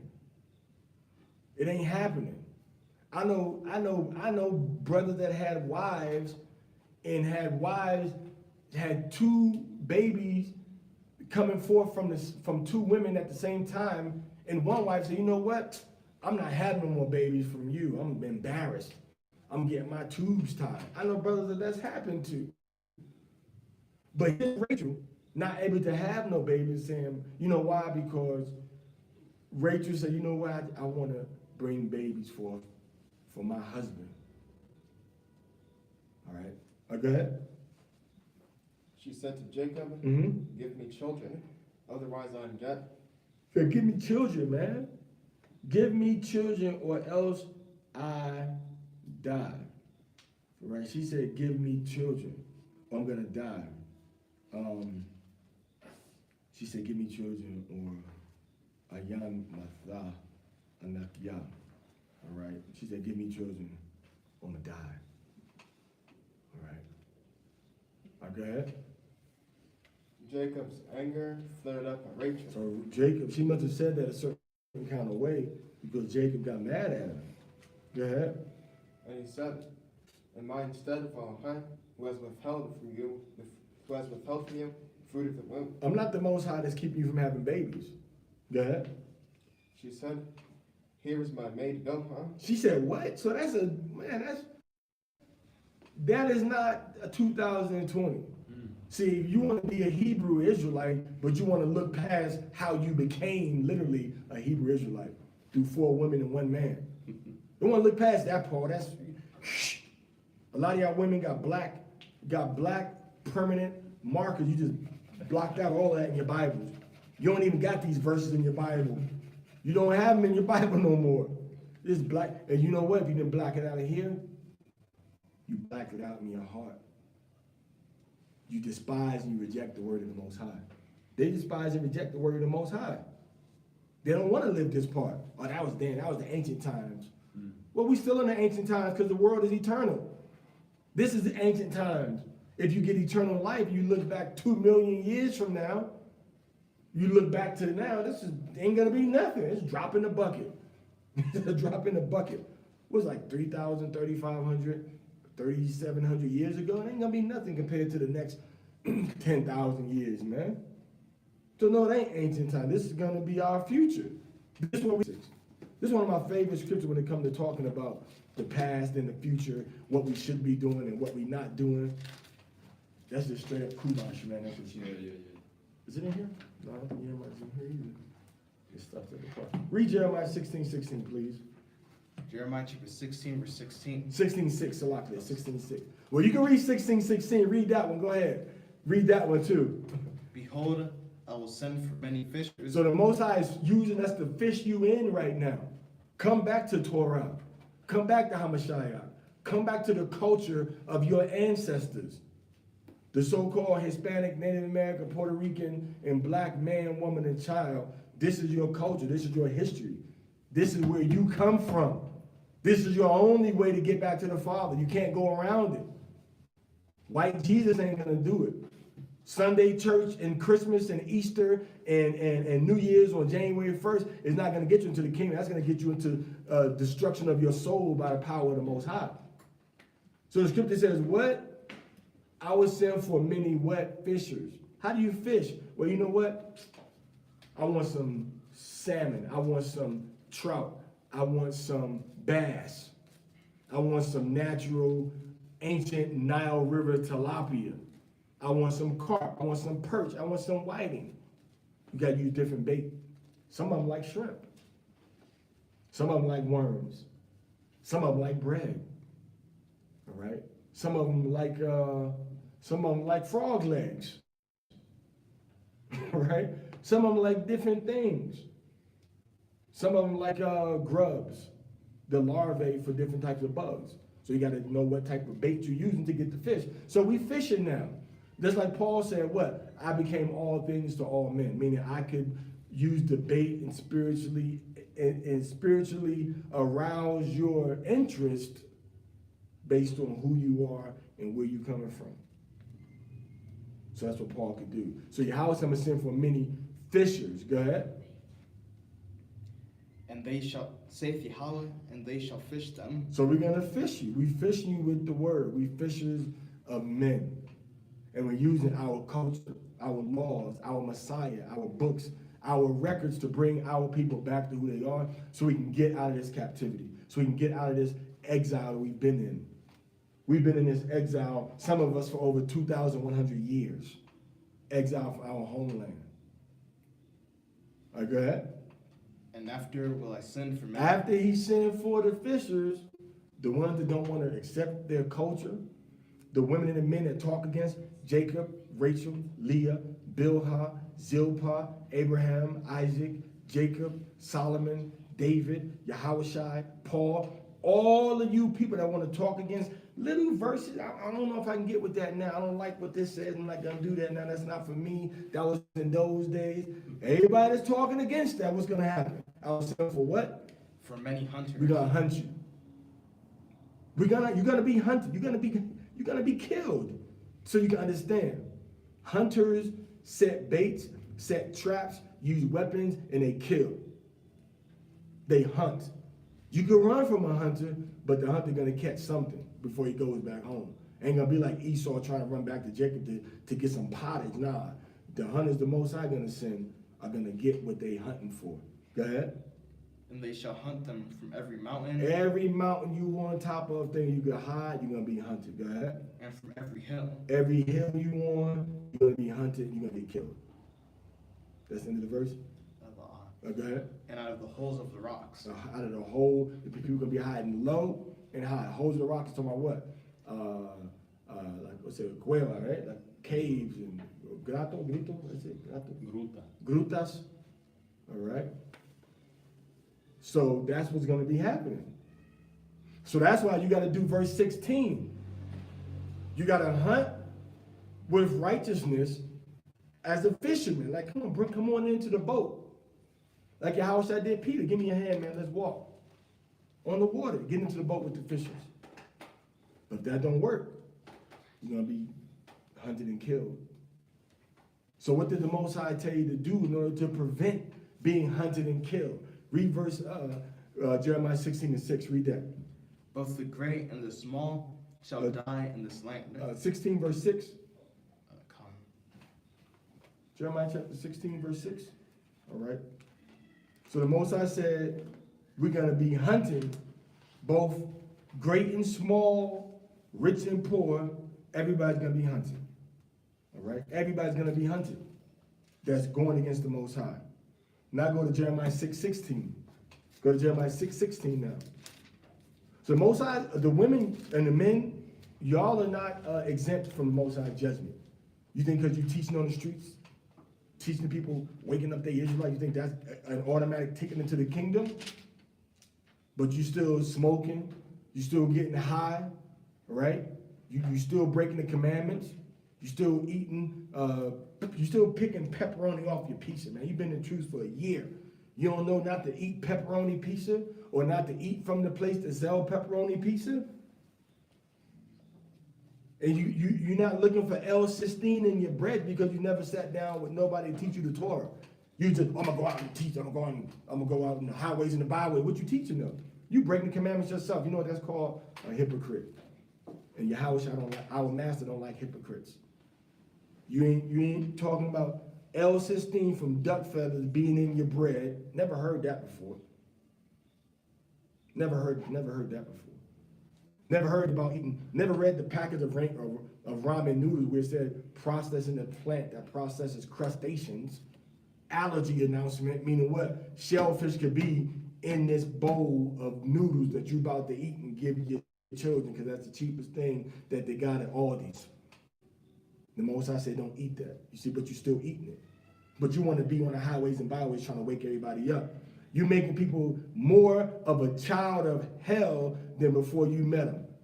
Because you teach them to break the commandments now.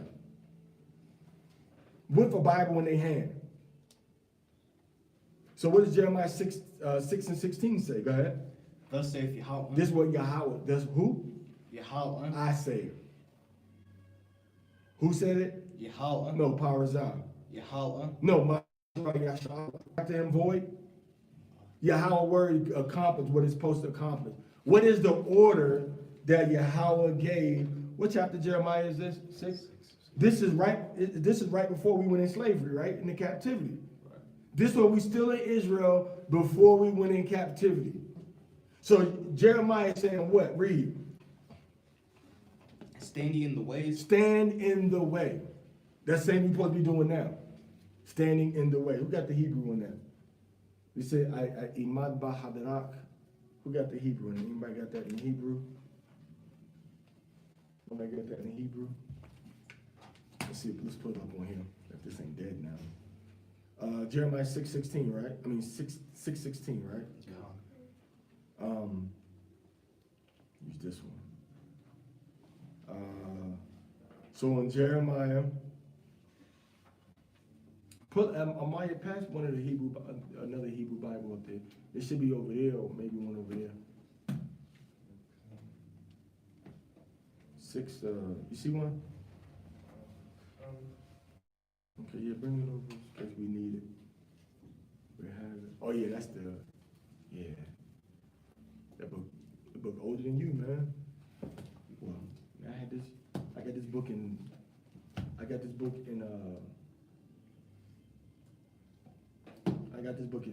1993. Maybe 94. Okay, so it says, it's a Kamar Yahweh.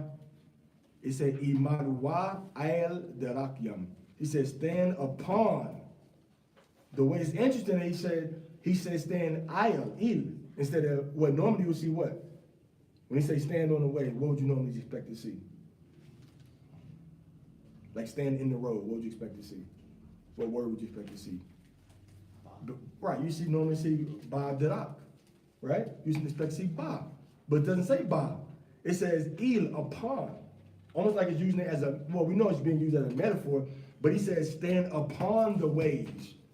So stand your ground upon the ways. You see it? Yeah, 6. Which way is it going? Is it going? Yeah, this way. Okay, so here you go. That's 5 right here, so let's do 5. 6 maybe over here. Yeah. 6. What's 6 starting at? I was going this way. Yeah, here it is, right? 14, 15. That's 5, is it? Yeah, hold on. Okay, that's 4. 5. That's 7. Well, maybe that was 21. Maybe it's got to be. Oh, let me see this, huh? Gotta be here because there's chapter 6. Yeah, I'm looking for the. We need one. Right, right here, right here. Here it is, right there. Yeah, so you see 16, right? All right, so it says Kahamad Yahweh. It says Imadwa il on the ways. So he's telling Jeremiah, we got to stand upon the ways. The ways that came when? Before Jeremiah. Before Jeremiah, okay? Go ahead. And see. It says what? With an awa. And you all see. All right? So he's telling this to everybody. He's not just talking to one person. All right? He's telling everybody. He says, and see what? And ask for the old paths. It says, wa sha'alwa. Wa sha'alwa. And ask. And it says, la nakabwa. All right? This word, natabwath or natab. All right? Natab. That's like a path that gets traveled upon, a road, a travel road, a pathway, Right? So what are the ways our fathers walked in? So he says, stand upon the road and ask. Now listen what he said. Stand upon the road and ask about the what? The path. Read that again. Stand upon what?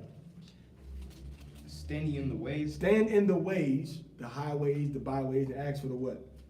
and ask for the old paths. Ask for the old path. What's an old path gonna look like? We all been in the country. What's an old path look like? It's narrow, it's small, sometimes it may be grown over. We can't walk side by side usually we can't walk side by side on an old path, you know, but it's more narrow than that big way. So he said, okay, stand right here. So take all these resources and records and information and you got to get it and do what? Narrow it down. So what everybody's doing, the way everybody's going, what everybody's thinking, what everybody's teaching and talking is only the big, is only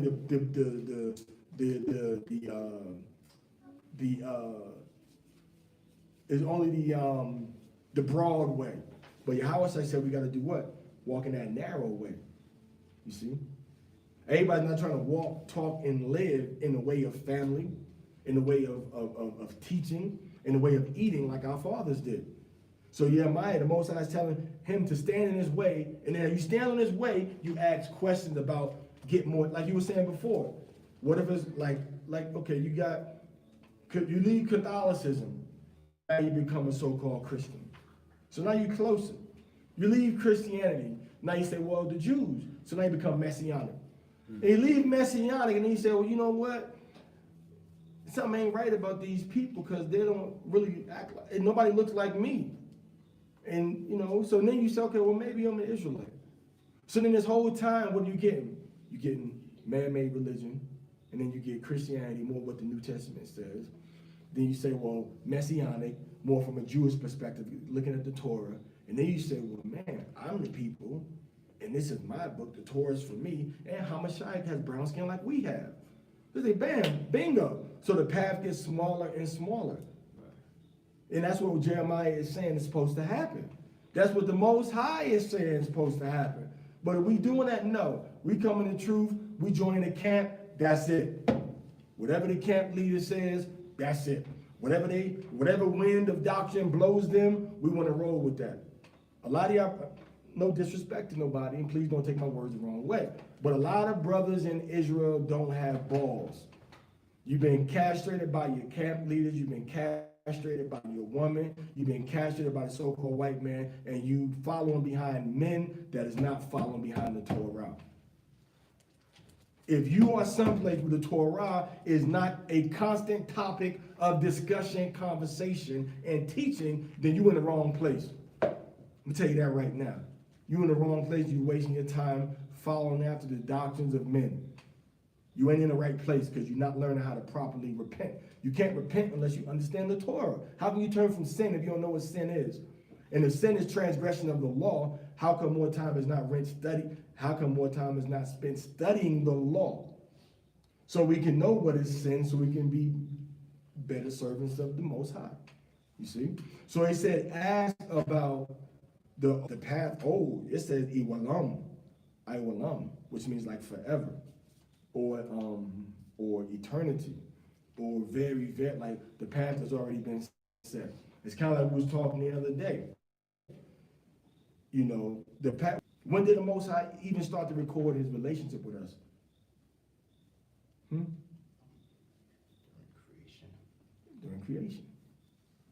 So he's saying to me, one of the, if you want to call it the esoteric meanings of this verse is you have to search and seek in Bereshit, Bara Asha, because that's the beginning. That's the beginning where everything starts. So he said, because what make me say that is because he didn't say Natabwath Zaquanium. He says Natabwath Iwalam, right? You familiar with that word, or Elom, right? Melech Haolam, right? Melech Haolam. When he say Haolam, you thinking, even though they use it in a sense to say universe, but it really deals with time. Yeah. And it really deals with an endless time. Even when you look it up, it says always, ancient, continuance, eternal, long time. So Jeremiah is saying that the path that we should be walking on is a path that was there even before him. Not a path that just started in the 1990s with Jonathan David Brown saying that the Sabbath is based on the moon. Not a path that set up with Martin Luther saying let's break away from the Catholic Church.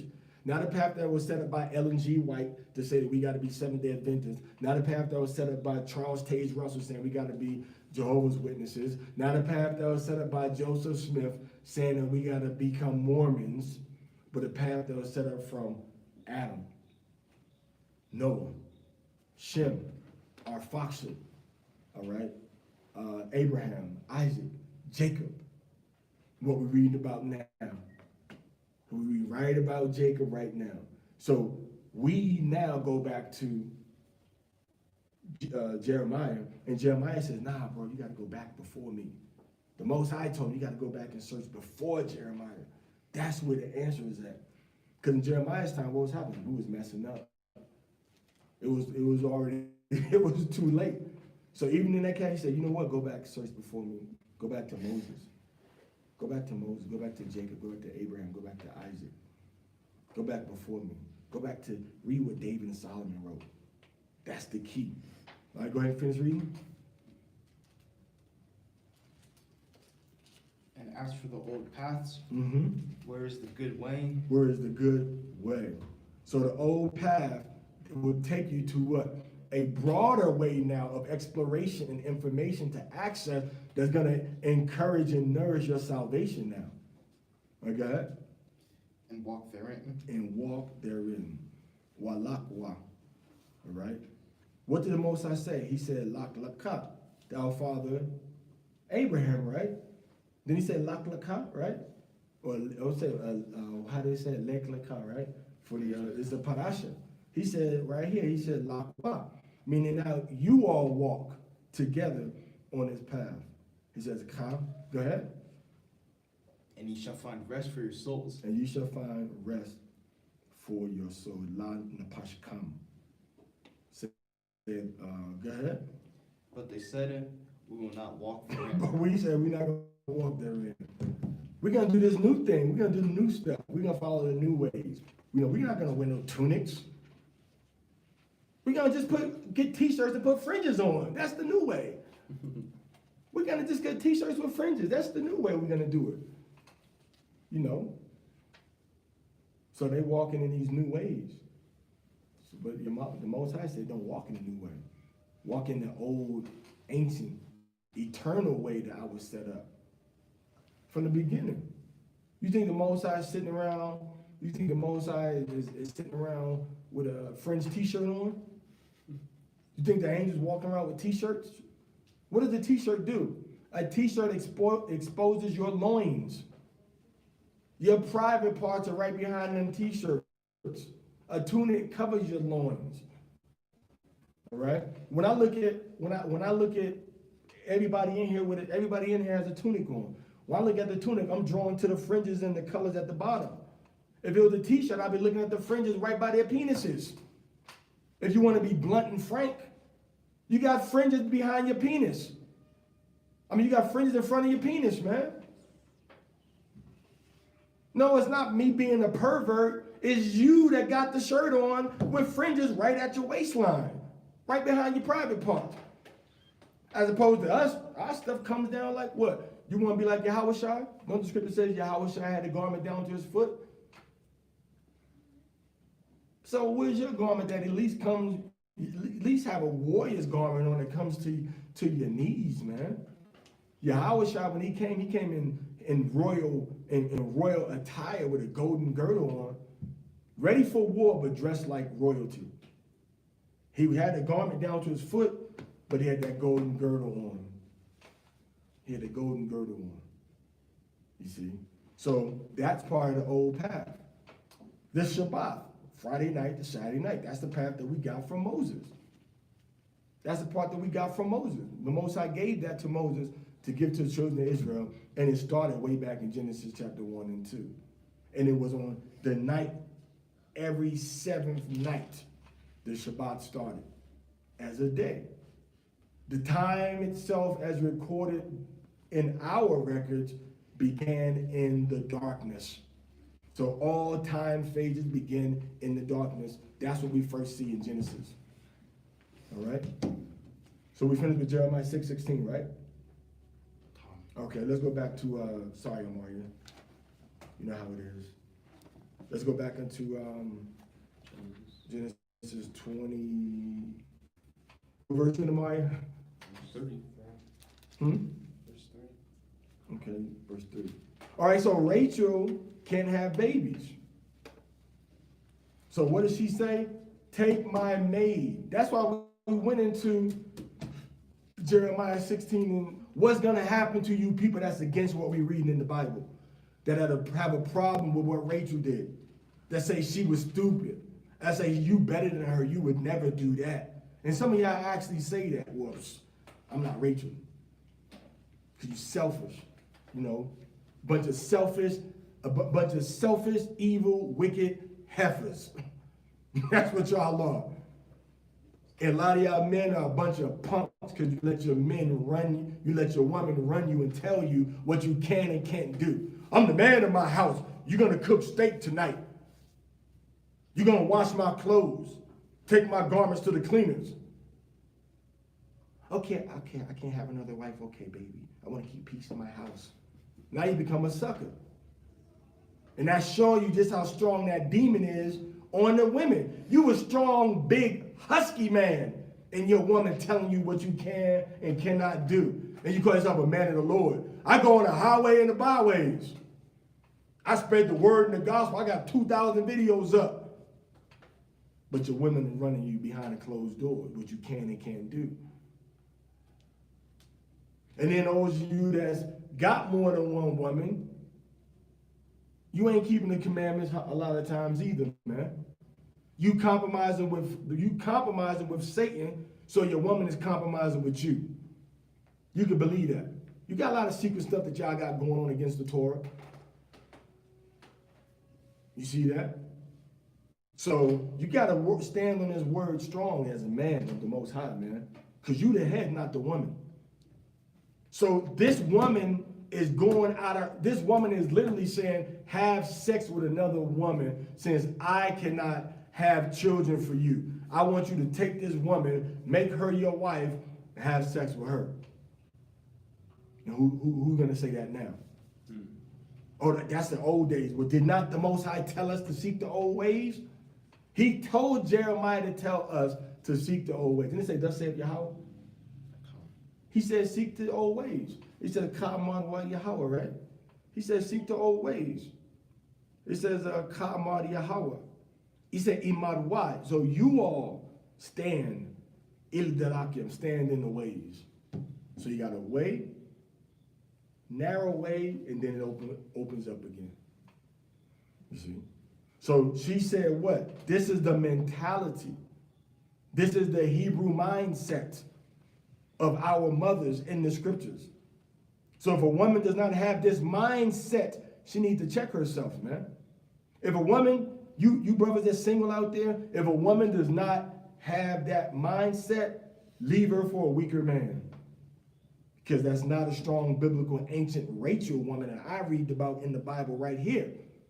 That's not a strong biblical woman that you're dealing with. That's a manipulative and a jealous woman that does not want you to walk as Jacob. That does not, now I'm not saying every man has to have another wife. I'm not saying that. I'm saying no man should have a woman that's going to try to dictate to him if he can, not that he cannot have another wife if that's what he wants. So no, if you're happy with one wife, brother, believe me, I'm happy for you.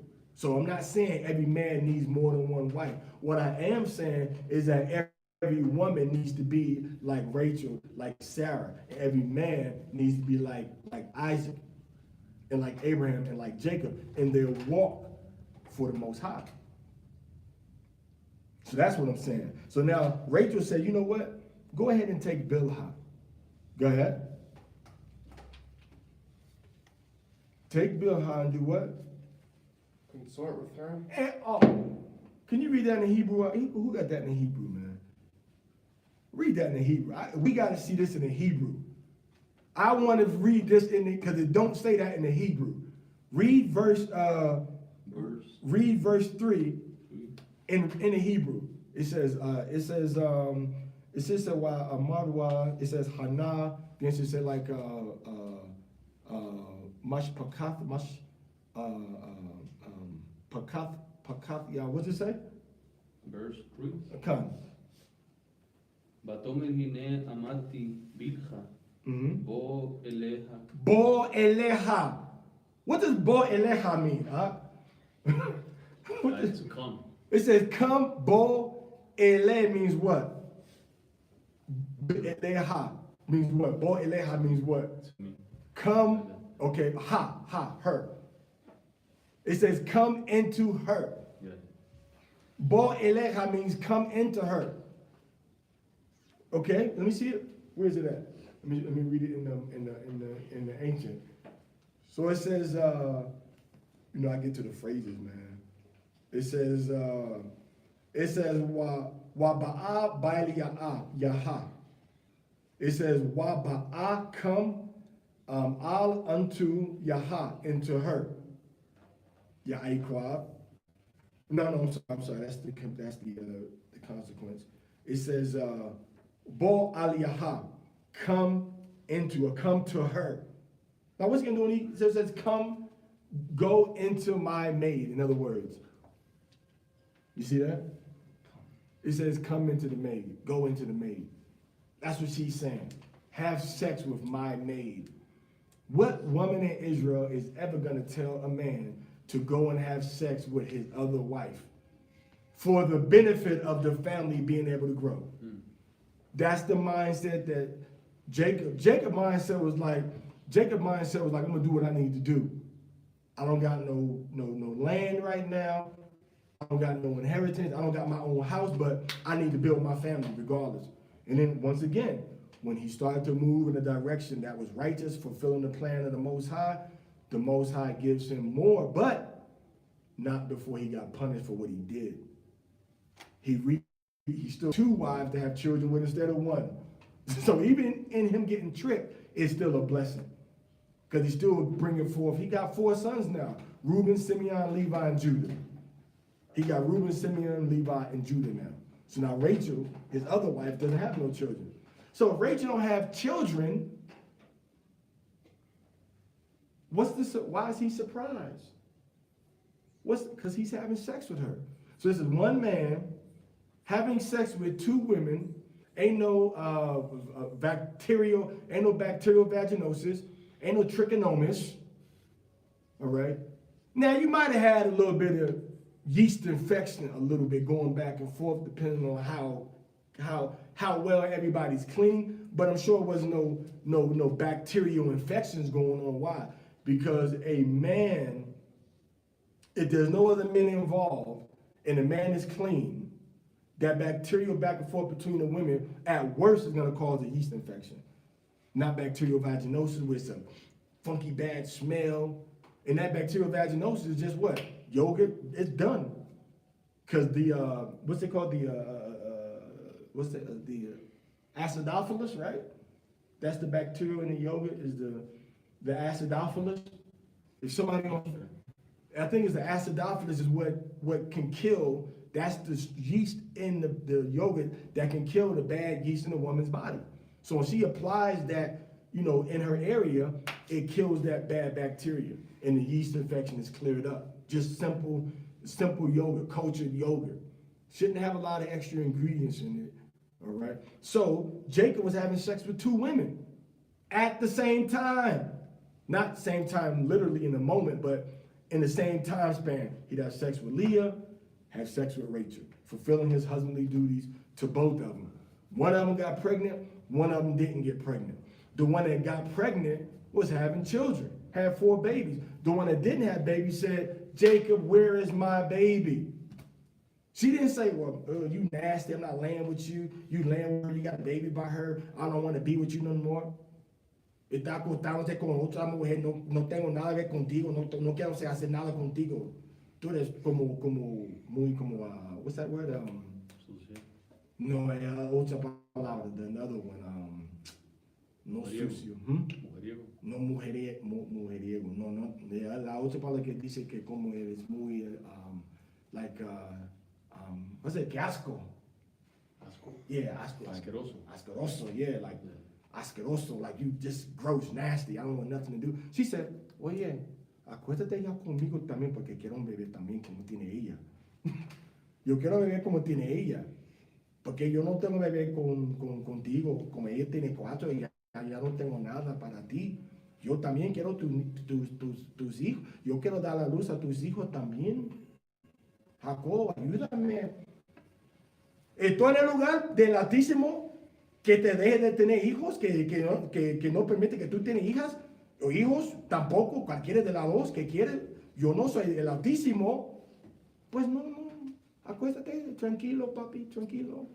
Acuéstate con mi sierva, ¿verdad? Sí. Acuéstate con mi sierva a tener hijos para él. Y los hijos serán como para mí, porque yo no puedo tener los hijos de él ahora. Qué familia bonita eso en este tiempo moderno, ¿verdad? Pero no existe. Porque todos son muy como celosos y como, selfish, egoístas, ¿verdad? Solamente quieren la cosa mía para mí, no quiero compartir nada con nadie. Así son las mujeres hoy en día. No somos de todo en la Biblia, ¿verdad? You got the Bible in your hand, but you're doing the opposite of everything we read in the Bible. Because you got an excuse why no aplica en esos días, eso. Eso no aplica. That don't apply in the times we living in now.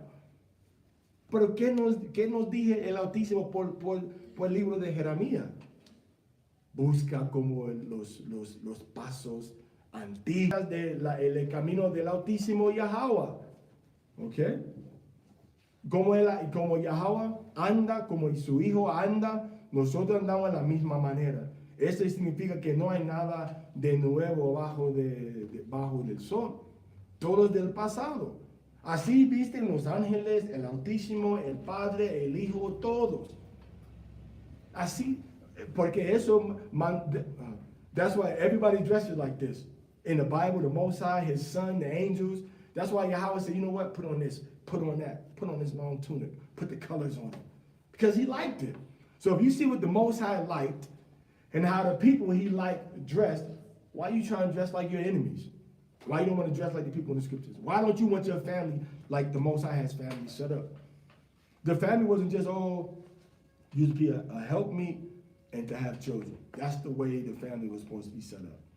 So eventually that's what's gonna have to happen. But a lot of brothers, I understand y'all are very, very cautious because you see the horror stories.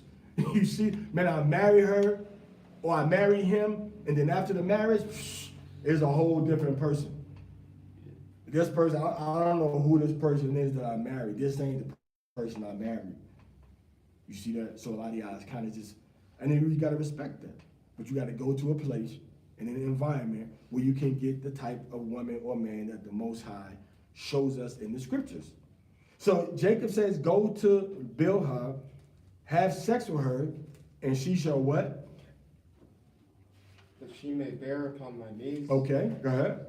And I too may be built up from her. Okay, go ahead. Because she was part of Jacob's house. So she said, I'm building up your house through me and my maid having babies for you. Go ahead. She gave him Bilhah, her maidservant, Right. as a wife. Right, as a what? She gave another one to her husband as a wife. Let that sink in for a moment. Your mother, one of the wives of your father Jacob, gave Jacob another woman to be his wife. Let's just think about that.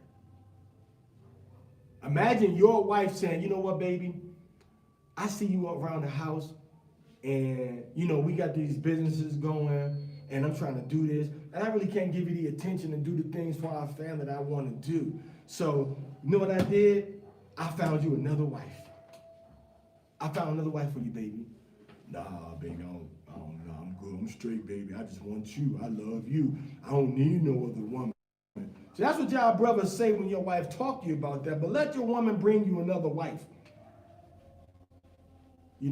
looking like she just, stepped out of Judah's best, Madagascar's best, and Brazil's best, and Puerto Rico's best, and Mexico's best, and Jamaica's best, mixed all into one beautiful beautiful bouquet of womanhood. Nah, baby, I don't want that beautiful, humble, righteous, attractive, righteous woman. What am I gonna do with two? I'm ashamed of you for even bringing me another woman. I might just divorce you and make her my wife.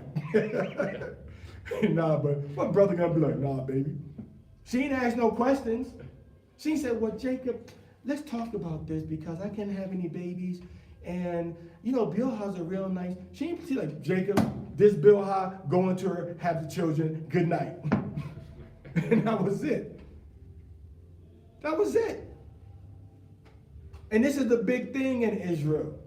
And a lot of y'all women love being Israelites, but y'all hate the guts out of anything that remotely assemble or resemble or per symbol or a symbol or not symbol or similarly to anything about another woman or polygyny. You hate it.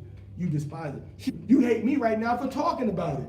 There's women right there saying, I want you to shut the hell up about having another woman. Is that all he's going to talk about? What's the chapters about? It's about a man with 4 women. How am I not going to talk about it, man? What am I going to talk about? The camels? Oh yeah, Jacob rode that camel, boy, and he had them ox. He give him another wife. Take my wife Bilhah, going into her. Okay, read, and go bear upon her and have children. Read. Okay, and Bilhah conceived and had a son. See, Jacob had a beautiful baby boy. He had beautiful baby boys. See, you gotta have beautiful baby boys. See, this is by his 3rd wife, Leah, and then Rachel. And then Rachel said, "Take Bilhah." Okay. All right, go ahead. So she go ahead. Bilhah conceived Mm-hmm. and bore Jacob a son. She had Jacob a son. Go ahead. And Rachel said, Elohim has judged me. So Yahweh has judged me in a good way. Go ahead. He has also heard my voice. And he's heard my voice. Me asking him to give my maid a baby. Go ahead. And has given me a son. Go ahead. She therefore called his name Dan. His name was called Dan, which is the father of the Garifuna, Kalipuna, Garifuna, and the eastern Carib island Indians from Trinidad all the way up to Anguilla. And then from Anguilla, it goes up to the ancient Bahama Island people. Bahama Island people go over in that area. They're not really there no more. But that's the ancient people that come from the tribe of Dan. They still now. The most famous ones are the Kalipuna in Dominica and the Garifuna that are mainly in Central America. Okay, Livingston, Guatemala, over in La Ceiba, Honduras, and then in Dan Griga, Dan Griga in Belize. They came from, what is it, Unimem or St. Vincent Island where they started at. And then they got just pushed off of those islands and got pushed into, they exiled them into Central America. So that's the tribe of Dan. Go ahead. Bilhah, Rachel's maidservant, Right. conceived again, Mm-hmm. and bore Jacob a second son. So now he having sex with 3 women now. Nobody, the Bible ain't talking about no types of infections or diseases. Why? Because the woman's body can adapt when she ain't having sex with a whole bunch of men. When she's only having sex with one man, her body can adapt to whatever his body is bringing to her. So if he's having sex with 3 women, and the women are clean and he's clean, everything's good. Now you bring another man's sexual organ into the equation, his germs and his bacteria, you bring that into the equation, what happens? Now you get the diseases. It's not the 3 women and the man per se, but it's that other person that's a man outside coming in, and then his bacteria getting into that woman. His seed or whatever else, his energy getting into that woman. And then that woman land with another man, and now those two men's germs and stuff involved in the equation. So if a man got 2 wives, and mysteriously, and everybody's clean, and now somebody got bacterial vaginosis, it's probably because somebody is committing adultery. Some woman is laying around on her man and bringing that bacteria from that other man into his household, and then that's getting transferred back and forth. Clean, everybody's gonna be in excellent sexual health.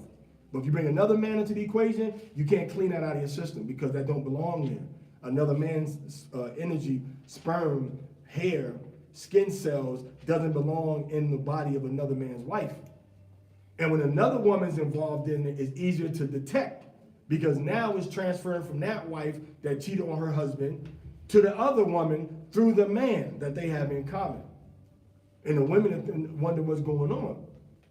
But when you're dealing with righteousness and polygyny, like we see in the Bible, ain't no bunch of diseases going back and forth. That's why the Most High said, make sure everybody, the man especially, wash up from head to toe after he lays with his wife or with his women. He washes up back, from head to toe. And the woman has to wash. Now, the woman, you can wash inside and outside with water. You can flush things in your system that's out righteously with herbs and with water to cleanse yourself really good. You're drinking teas and stuff to clean your inside and clean your blood really good for situations like that, so you keep the optimum sexual health. Okay? Like, go ahead. So she had another baby, go ahead. And Rachel said, sacred schemes have I maneuvered. Say what? Sacred schemes have I maneuvered. You're talking about wrestlings, go ahead. To equal my sister, Mm-hmm. and I have also prevailed. Right. And she called his name Naphtali. So Naphtali, which means my wrestlings, which are like the Mapuche and the other indigenous people down in Chile and down in Argentina.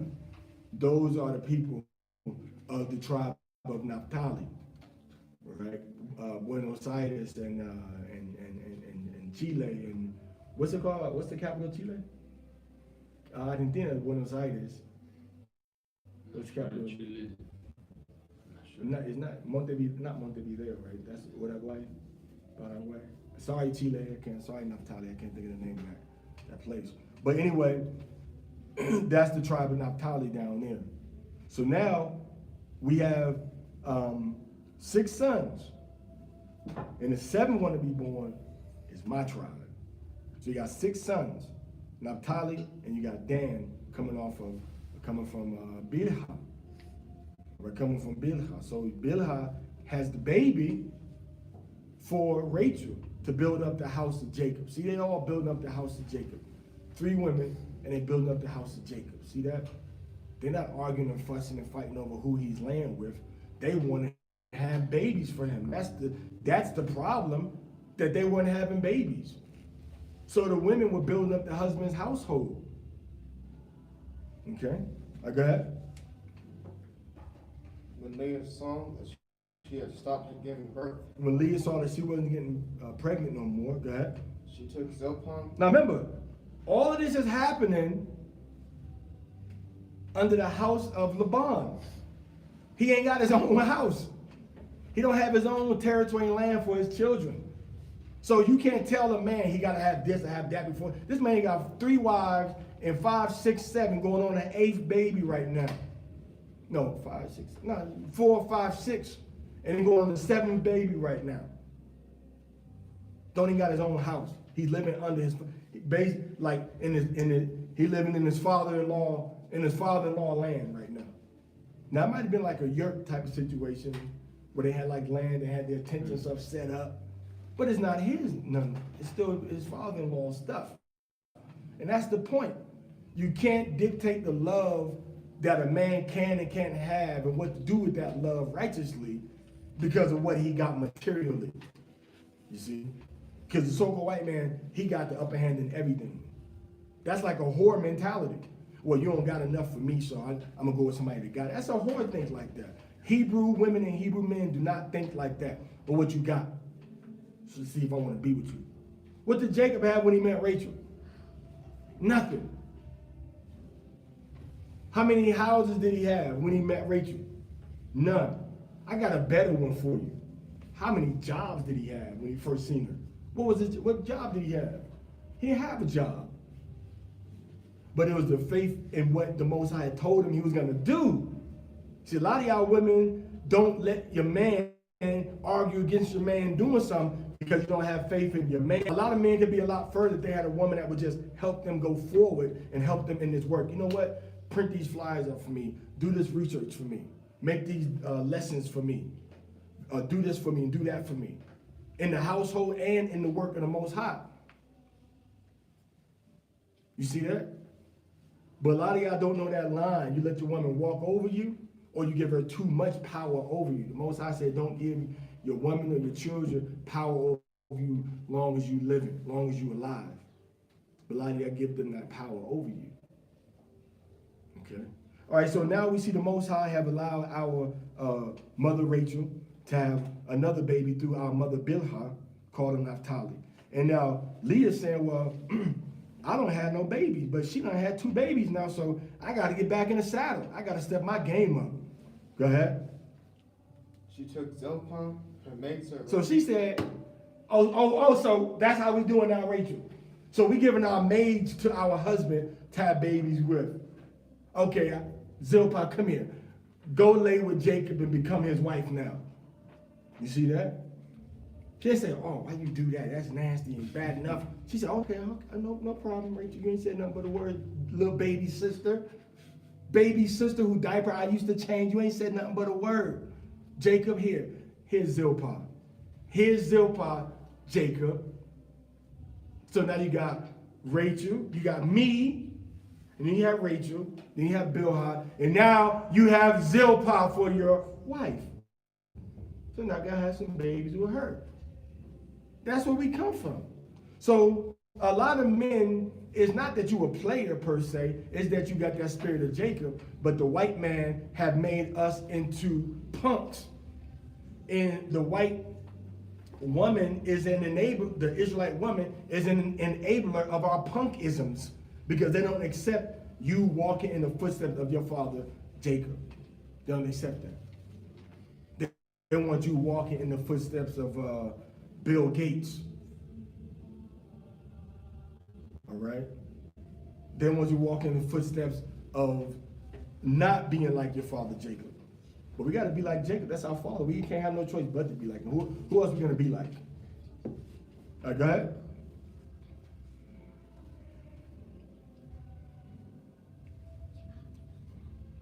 Verse 10. I think you're in verse 10, right? So Leah gave Zilpah to Jacob. Go ahead. And gave her to Jacob as a wife. Uh-huh. Zilpah, Leah's maidservant, bore Jacob a son. So he had a son. Go ahead. And Leah declared, good luck has come. That's not what it says. See, the lion right there. Gad means a troop is coming through. A large number of people. It's a camel and a door. A camel and a door ain't got nothing to do with luck. A camel and a door expresses a multitude coming and going, in and out. That's what it means. Gamal dalat, camel and door. A camel walk long distances, carry heavy loads, and they keep their nourishment inside their body, and they nourish themselves on those long trips over time. So it means a troop cometh. A large number is coming. They got fortune in there also? Do they say a troop? Where in the In the Hebrew. in the 14 In 11. 11 is it Batomer Lea Bo Gad. So how do they translate Gad? Good luck. Yeah, Gad doesn't mean Yeah. good luck. Gad means a troop, means a large number is coming. All right? Because how do we know that? How do we know that? Go look in Genesis 49. Read Genesis 49. Read Genesis 49 real quick. See, these white people that put these Bibles together, man, they be lying for no reason. Read Genesis 49 and read 19. Yeah. Read Genesis 49, 19.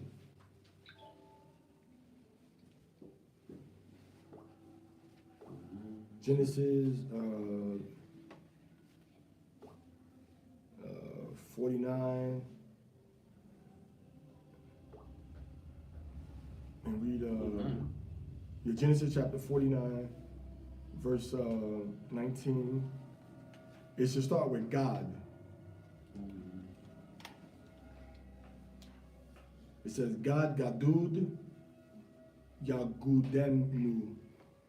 Yagudenu. Is that what you got? It starts with Gad. Is that 49?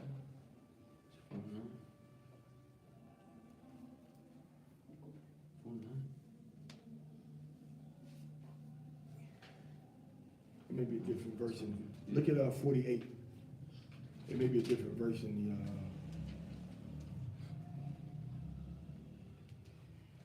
Not 40, I'm sorry. Look at verse 49:19 you're looking at, right? Chapter 49, verse 19.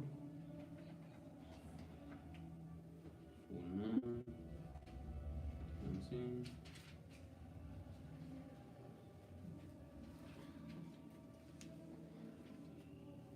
This is 6. 12, 13, 21. Yeah, what does that say? Gad, Uh-huh. Getur, Uh-huh.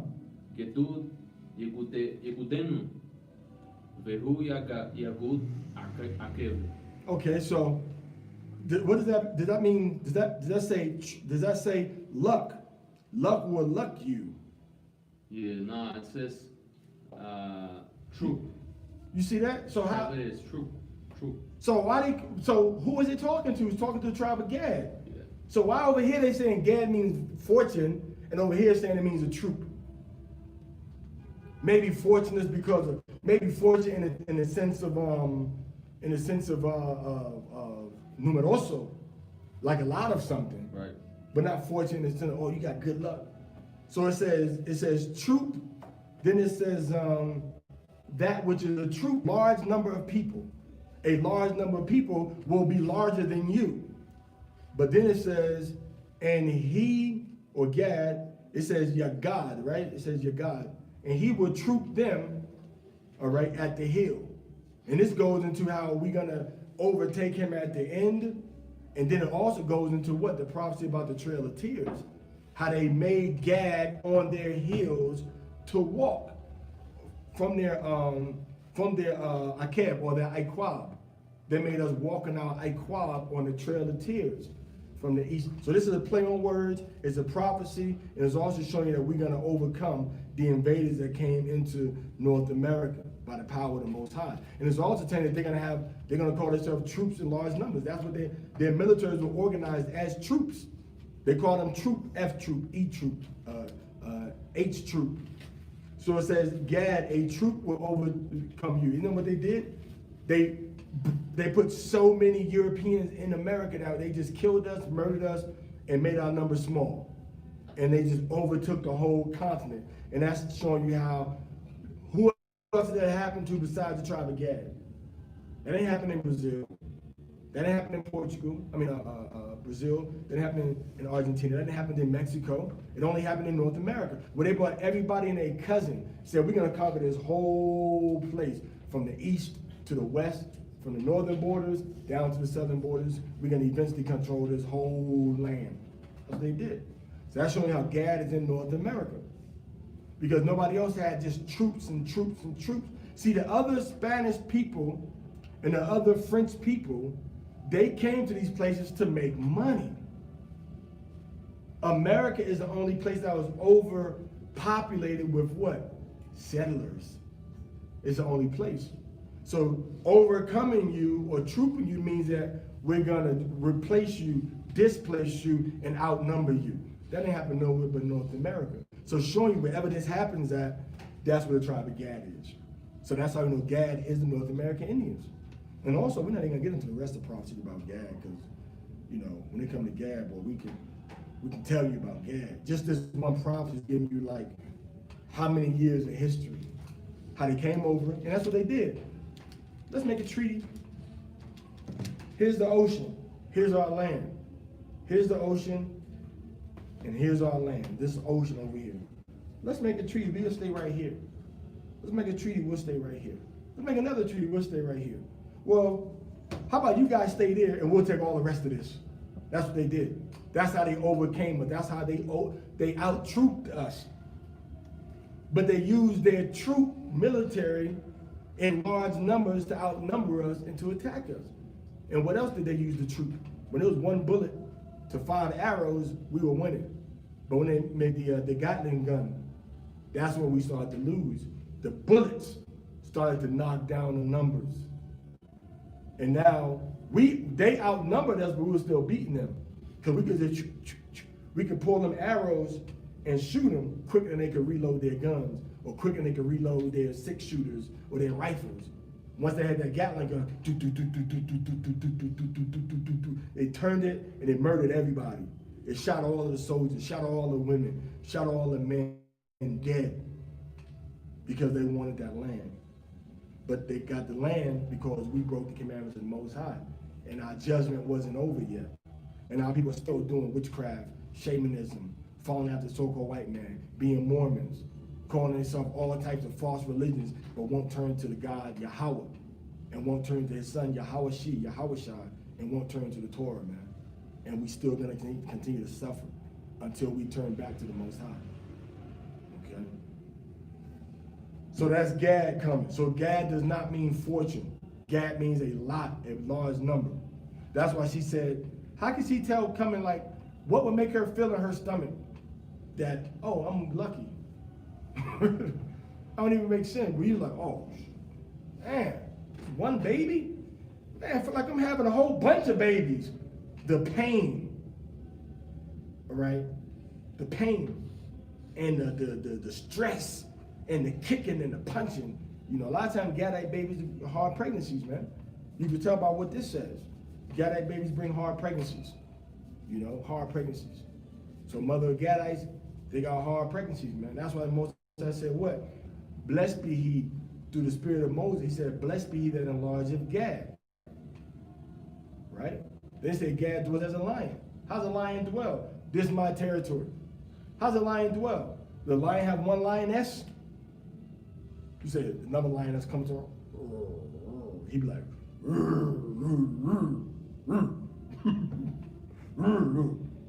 York.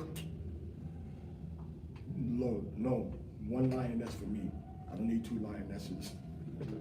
Not a lion have 2, 3 lionesses. And his whole family is his pride, right? That's how Gad dwells. Geronimo, he had like 4 wives, 5. Tatanka Yotake, Sitting Bull, had 4 wives. Gad wife, that's what they don't tell you in history class. They don't even bring that out in the Geronimo movie. They all had just one woman. They don't even talk about our family. That all we was doing was just shooting pilgrims and scalping white folks all day. We didn't have babies and families. Any so-called Native American, North American Indian movies is about us fighting the white man. We don't got no families, no love, no children, no breakfast, you know, no celebrations, no weddings, no nothing. We just shoot. We're gonna fight everybody. We angry all the time. No, we have families and love and children and celebrations and anniversaries and counting the moons and beautiful births and playing with our children. But they don't show you that of the Native American in the movies because they ain't interested in that. They're interested in you to know that we were warlike savages who they conquered. And they make some of those sympathetic movies about us, man. So Gad is the North American Indians. And that's my tribe. I'm from the tribe of Gad. My fathers are indigenous to the Americas. Far as we know. Far as we know. All right? All right, so Gad, she called his name Gad because she felt like a troop was coming out of her. Go ahead. So she called his name Gad. Uh-huh. Zilpah, Leah's maidservant, bore a second son to Jacob. So second son to Jacob, which was Gad. Okay, so those are the children of Israel so far. Got, you know, that's what? That's 7 babies now. All right, that's 7 babies. Okay. All right, so you pick up from 14, right? Yeah. Go ahead, read 14. You can take this if you want. Or you can read from the big paleo, the English one. You smell like guayaba? You smell it? Yeah. You smell it? Guayaba? Yeah.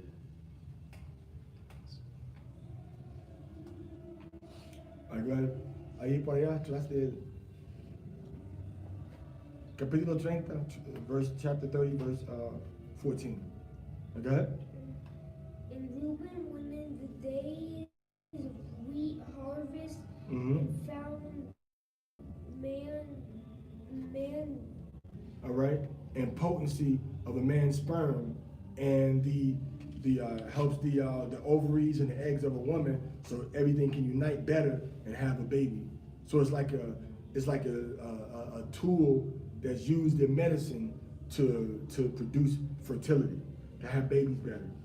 When a woman drank it, it made her more fertile, made her more like, okay, I'm gonna have a baby now. I can feel it in my, like that drink. All right, go ahead. And brought them unto his mother Leah. So Reuben basically found a fertility drug, natural fertility drug, and he brought it to his mother Leah, saying, "Look what I found." Go ahead. Then Rachel said to Leah, "Give me, I pray thee, of thy son's mandrakes." So Rachel's like, "I need that so I can get pregnant with our husband." Go ahead. And she said unto her, Is it? Go ahead.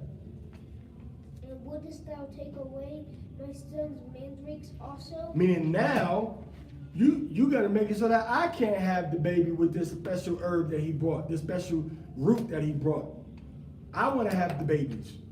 So why would I give it to you? I want to have more babies for Jacob. You see that? Go ahead. That's what Leah said. Leah said, why would I give you the mandrake? I want to have more babies. Go ahead.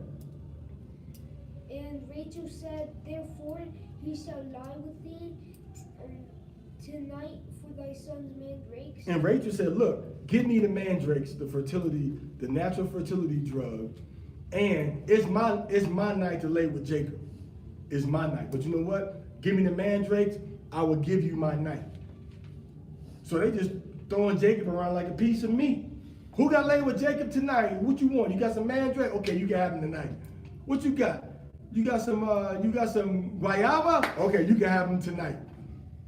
So it's Rachel turning to lay with her husband. See how decently and orderly they're operating? Oh, you can lay with him tonight. Give me the mandrakes. Okay, well, you go lay with her now. Jacob, oh man. Oh man, y'all don't respect me as a man. Jacob like, okay, where am I tonight? Leah? Okay, shalom. Go and lay with Leah. Okay, go ahead. And Jacob came out of the field in the evening, and Leah went out to meet him. So Leah didn't wait for him to come. She said Leah went out to meet him and brought him the news. Go ahead. And said, Thou must come in unto me. You must come in unto me. Meaning what? You have to have sex with me. You have to come into me now. All right? Go ahead. For surely I have hired thee with my son's mandrakes. So she hired. So Jacob, Reuben, stay out the field, man. Don't go in the field no more. Next thing they be trying to trade me for some pine needles. All right, go ahead. And he lay with her that night. So Jacob laid with her that night.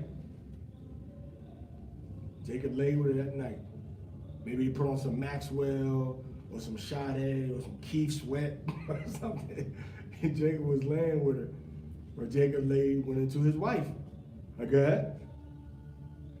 Then Listen to Leah. Because Leah wanted to keep increasing the family.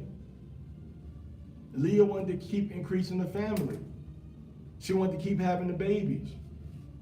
So Yahweh listened to her. Why is Yahweh blessing these people with all these babies and listen to their prayer if they committing adultery and nasty fornication? Why is he listening to their prayers and blessing them?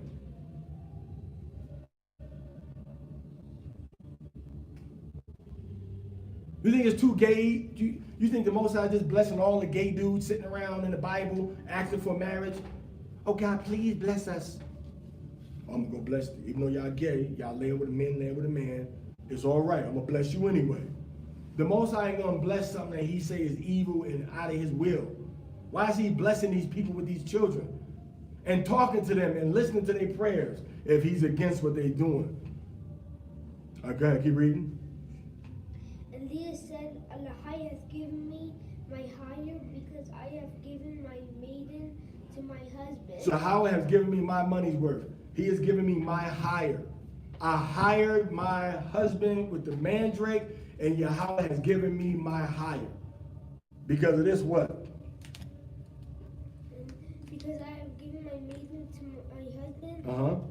And she called his name Issachar. She called his name Yashashakar. Yashashakar or Issachar. All right, Yashashakar, which means he is hired. All right, or he is that which is hired, coming from Yasha Shakar. The Shakar is the word. And that's where you get the name Shakar, Yashashakar, Shakara, Yashashakar, Shakara, name for Issachar, name for Yashashakar.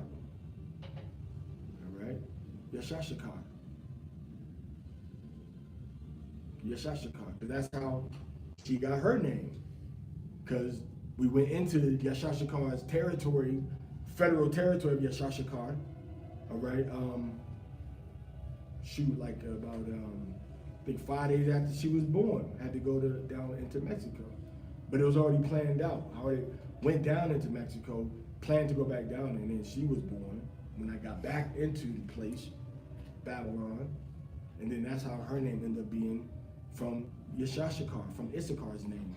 Shakar, Shakara, means the female version of Shakar, the root verb. Shakar, right? Which are the people that's the Maya, Mixteca, Puebla, Mexico, Zacatecas, all of those areas around central Mexico, parts of Veracruz, all right, Jalisco, part of Nayarit, Guadalajara, Leon, all right, how you say it? Tlaxcala, all right, it's Tlaxcala, right? Tlaxcala. Yeah. Yeah, Tlaxcala. All right. I never say it out loud. I always say it in my brain, man. What's it? T L A X C A or X A T L A T L A X C A T no C A C L A, right? T A X L A. A Tlaxcala. C-A-L-A. Yeah. Yeah, Tlaxcala. So Tlaxcala, all that's Issachar right there. Some of Oaxaca, not all of Oaxaca, but some of Oaxaca. Guerrero, Michoacan, yeah, definitely Michoacan. Yeah, I drove through Michoacan, but when I drove through Michoacan, we didn't pass through. We went east of Michoacan into like I think we leave Michoacan, then you go into what? That's after Sonora, right? You leave Sonora, Sinaloa. When you leave Sinaloa, then you go into Michoacan, right? Then we went east. And Sinaloa, part of Sinaloa, southern part of Sinaloa, that's all it's all Issachar right there. So not all of Mexico is Issachar. All right, go ahead.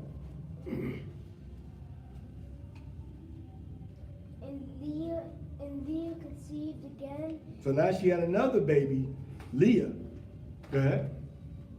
Bare Jacob the sixth son. Mm-hmm. And Leah said, Mahia have endured me with a good dowry. Now my husband dwell with me because I have borne him six sons. Amaya, excuse me. Did you stop at 12 or 13? Did you read about Asher? Ashar? I don't think you read about Ashar, did you? Let me read that. It says, and Leah said, verse 13, happy am I, for the daughters will call me blessed. And she called his name Ashar. So Ashar is the brothers in Colombia, Venezuela, Ecuador, Peru, Bolivia, Brazil, Uruguay, Paraguay, part of a little bit of Guyana, French Guyana, and Suriname. That's all of that was all that's Asher. And that's where you got the largest oil reserve on the planet Earth is in Venezuela. All right, the largest iron reserves, iron ore in the planet Earth is in Brazil. When the Most High say, he shall dip his foot in oil, they said, you shall make your shoes brass. All right, so brass or iron, all right, iron in the prophecy. So they have iron and they have oil in their land. That's showing that territory down there, everywhere down there, Peru has oil, Brazil has oil, Venezuela has the largest deposits of it. Then off Venezuela, you got Trinidad has the oil too, but that's going to be Benjamin and Danites were in that territory. Are still there, Benjamin and Dan. A little bit of Levite may be there too from the slave trade, but mainly Benjamin and Dan. All right. Okay, so it says that she had Ashar, which is mainly South America, except for the Guianas and Argentina and Chile. Those are two other tribes. Most of the people in those areas are Ashar. Now I'm gonna get this straight too. A person that looks like me,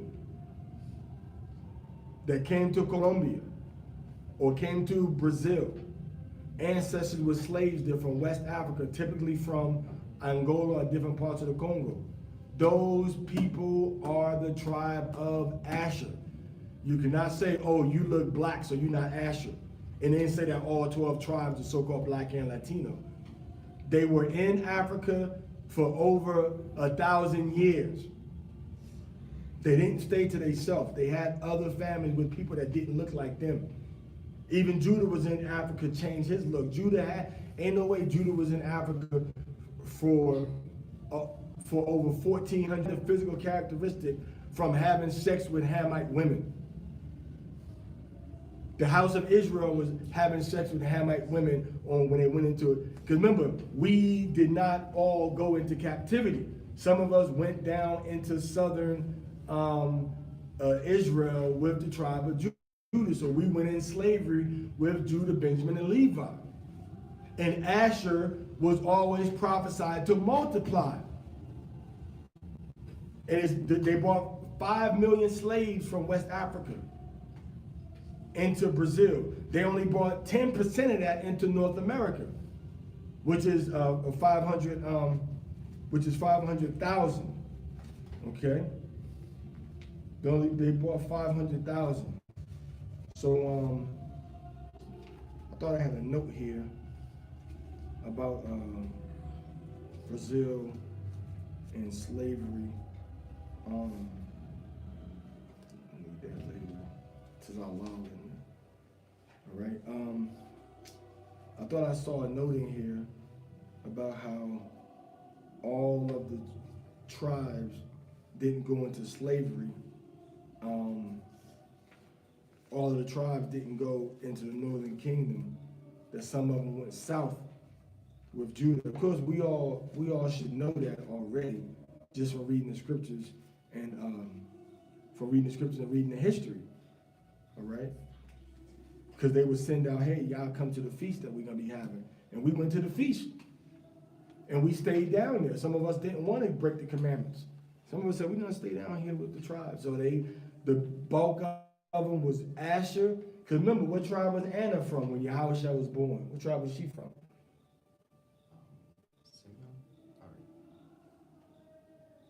Anna? Mm-hmm.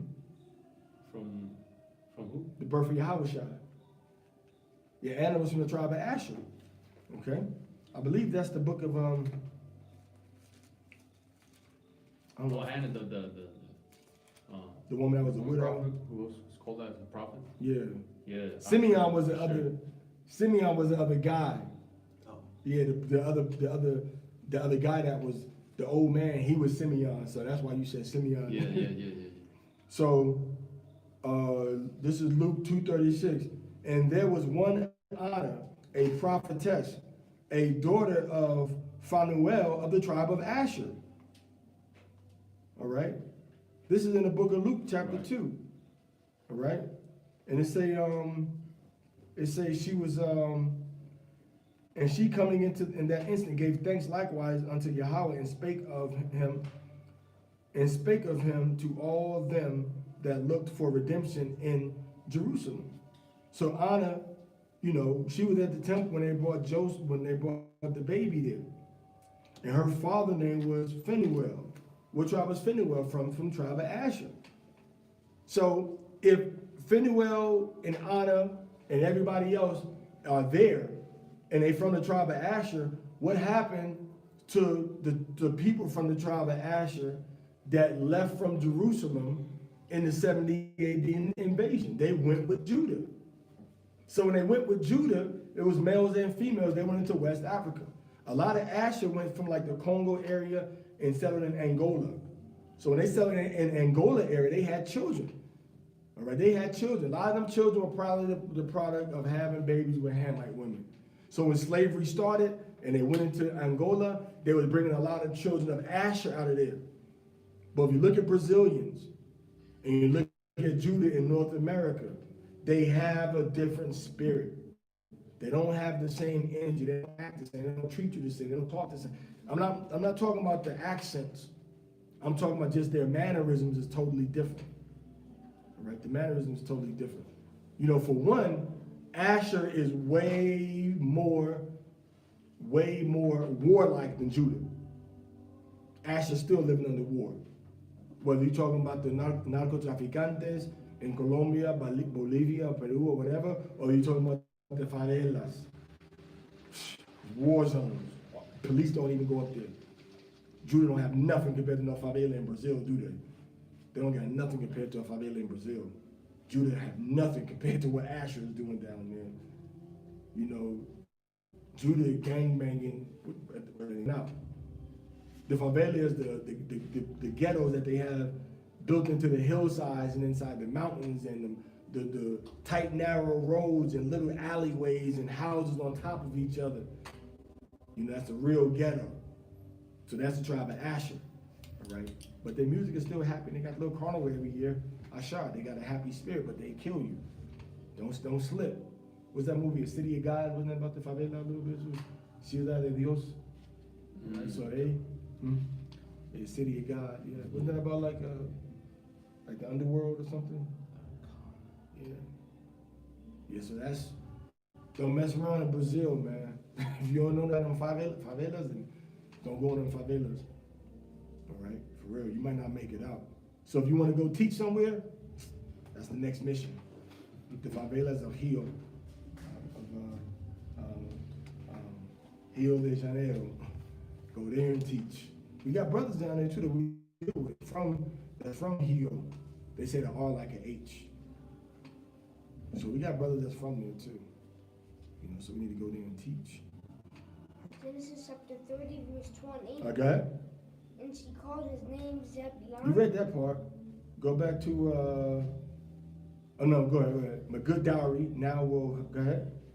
And afterwards she bare a daughter. No, you finish the verse. Start from the top again.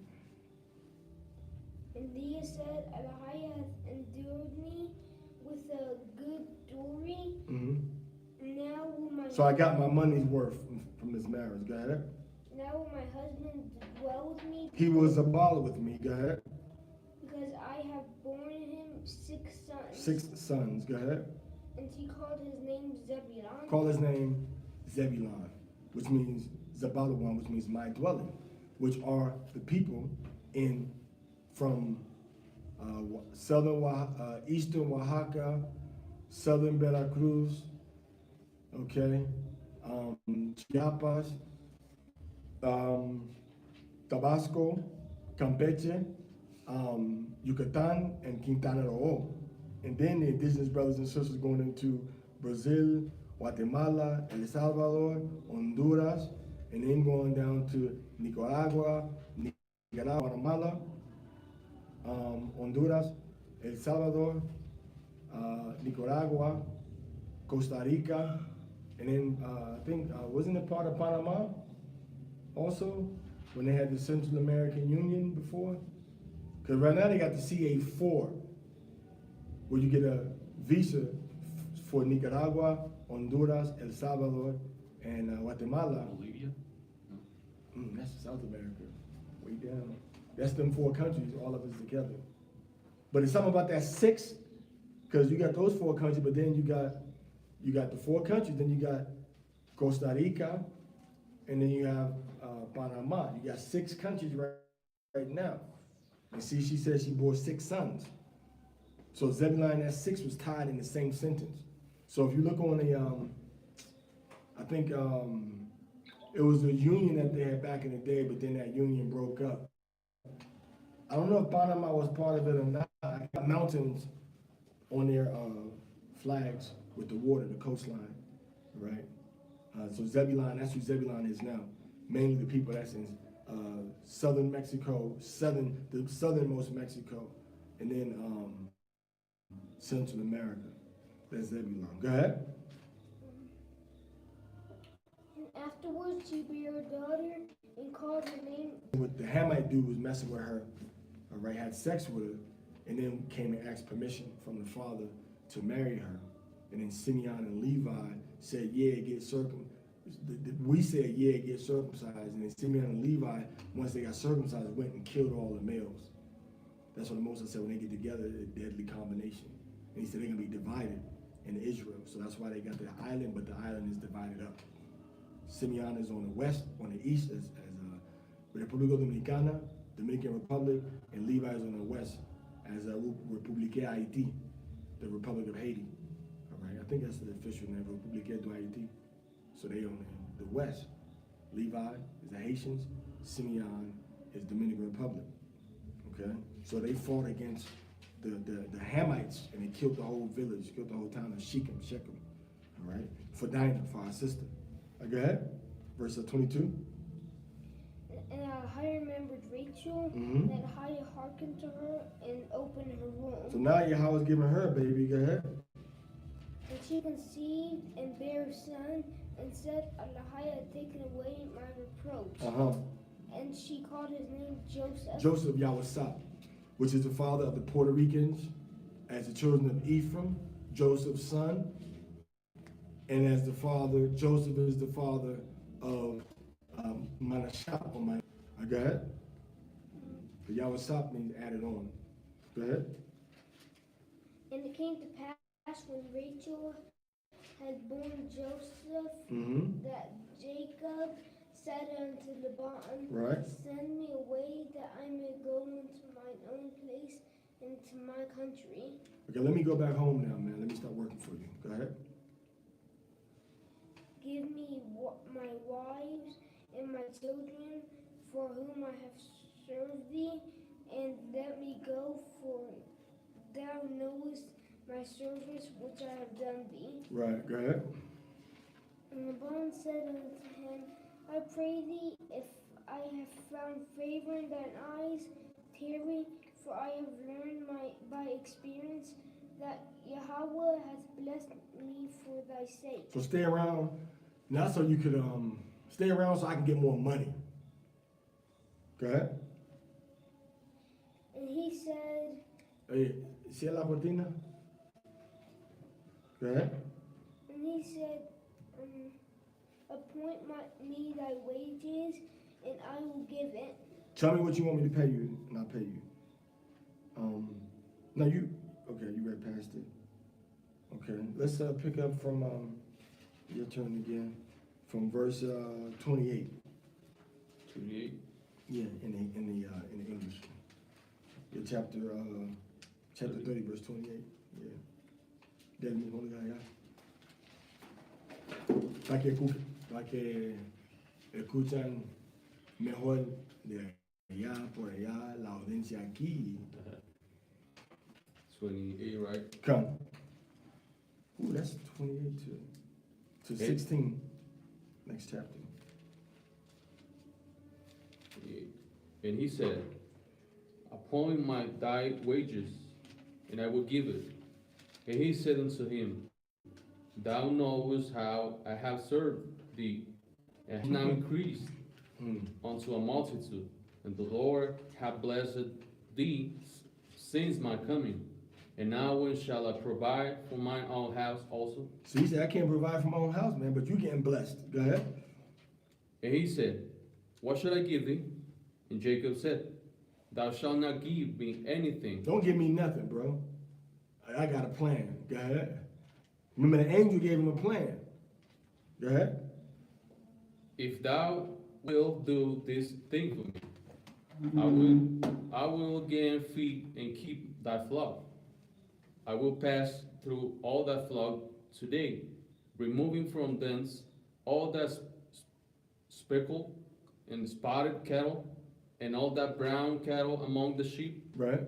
and the spotted and speckled amongst the goats, and of such shall be my hire. So basically, all of the animals that have speckles and spots, that aren't just, oh, this is all brown, this is all black, or this is all white, but the ones that got spots and speckles and stripes and stuff in them, because it's harder to process that kind of wool to change into a product. It's hard because now you're shaving all that, and then you got to pick out this one, and it's all throughout the hair. All right, go ahead. So shall my righteousness answer for me in the time to come, when it shall come for my hire before thy face. Everyone that is not speckled and spotted among the goats, and brown among the sheep, thou shalt be counted and stolen with me. Right. And Laban said, behold, I will it mine be according to thy word. And he removed that day that he goats that were ring streaked and spotted, and all that she goats that were speckled and spotted, Right. and everyone that has some white in it, and all that brown among the sheep, and gave them into the land of his sons. So he put them into the hand of his sons. All right, go ahead. Telling Jacob, and Jacob fed the rest of Laban's flocks, and Jacob took him root in green poplar, and of the hazel and chestnut tree, and peeled white streaks in them, Right. and made the white appear which was in the roots.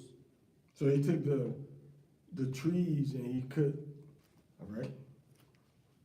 So he's doing this is like genetic engineering. Yeah. And it's showing you how outside.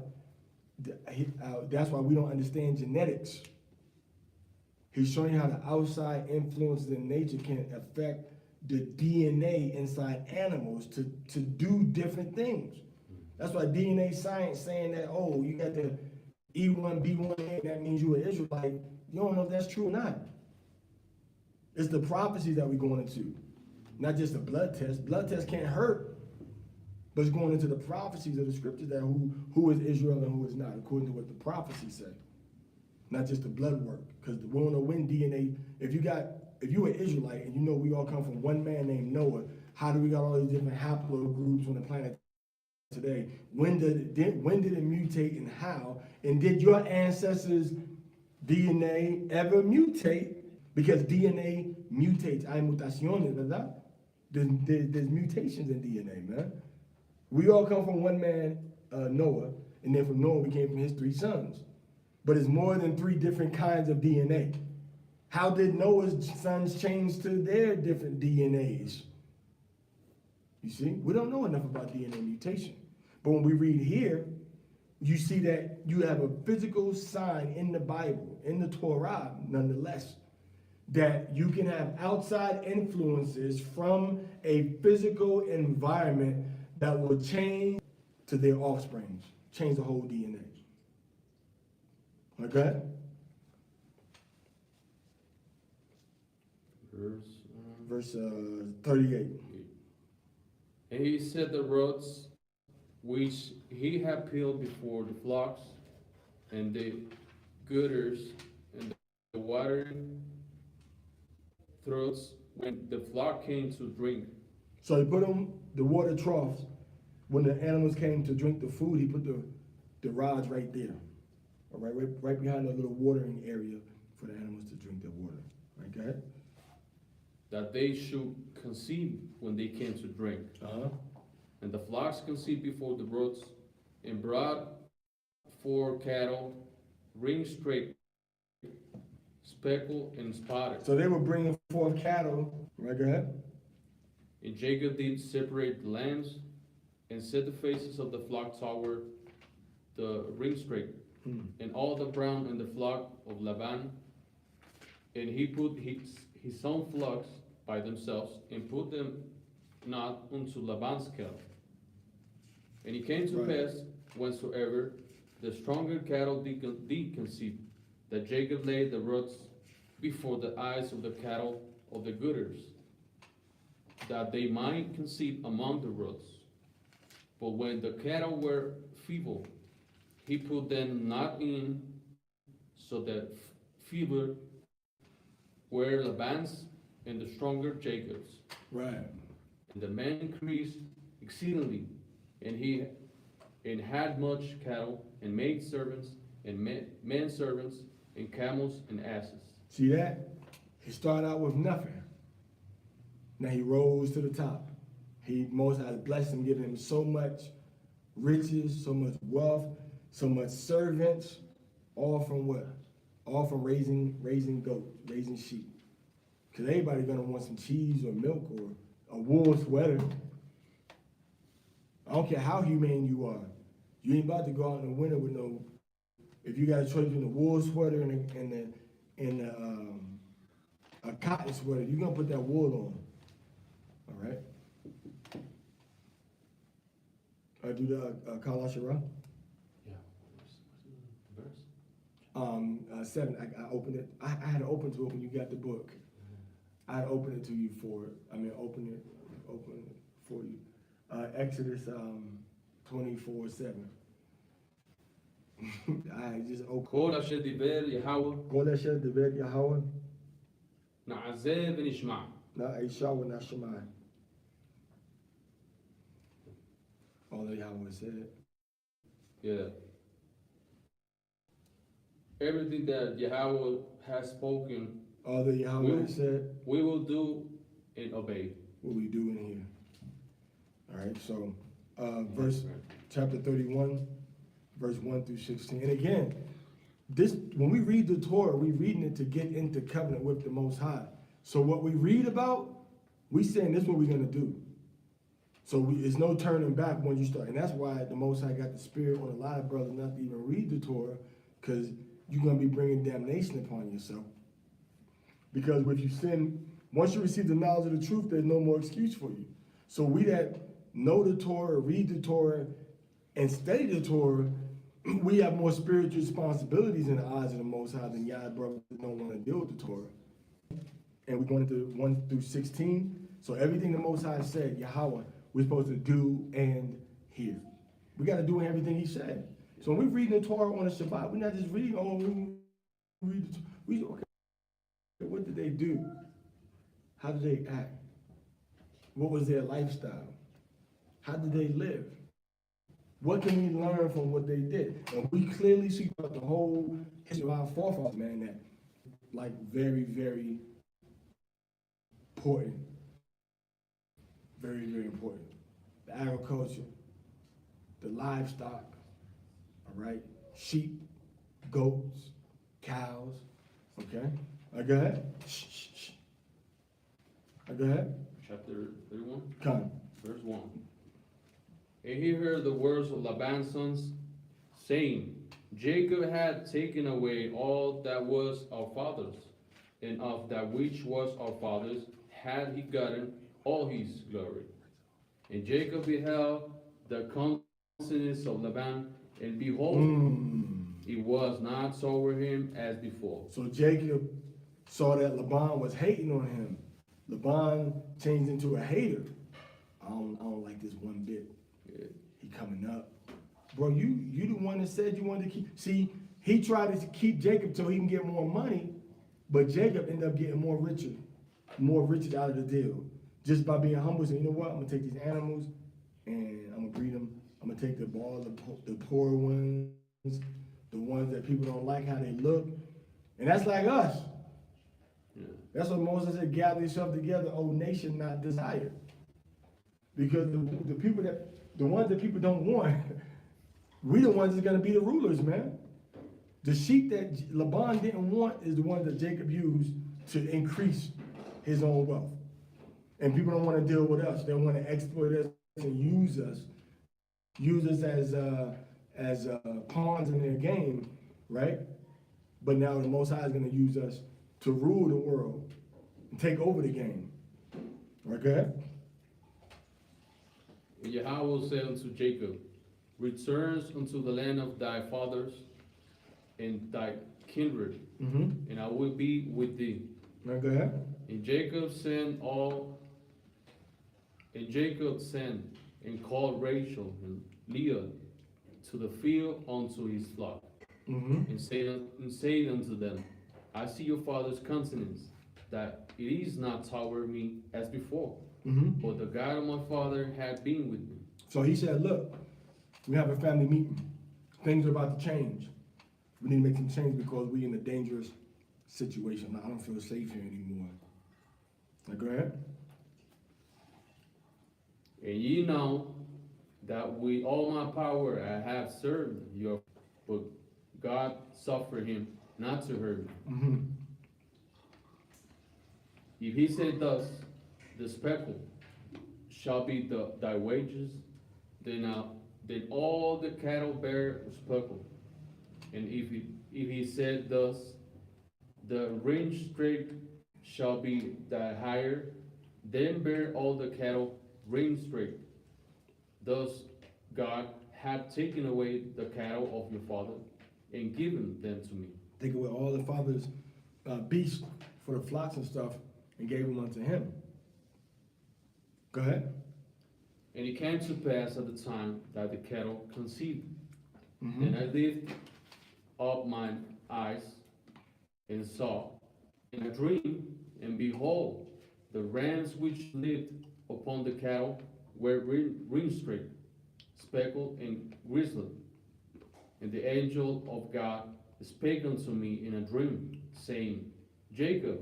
And I said, here am I. And he said, lift up now thy eyes, and see, all the rams which live upon the cattle are ring-straight, speckled, and grizzled. For I have seen all the Laban's doth unto thee. Mm-hmm. I am the God of Bethel, where thou anointest the pillar, and where thou bowest and bow unto me. Now arise, get thee out from this land, and return unto the land of thy kindred.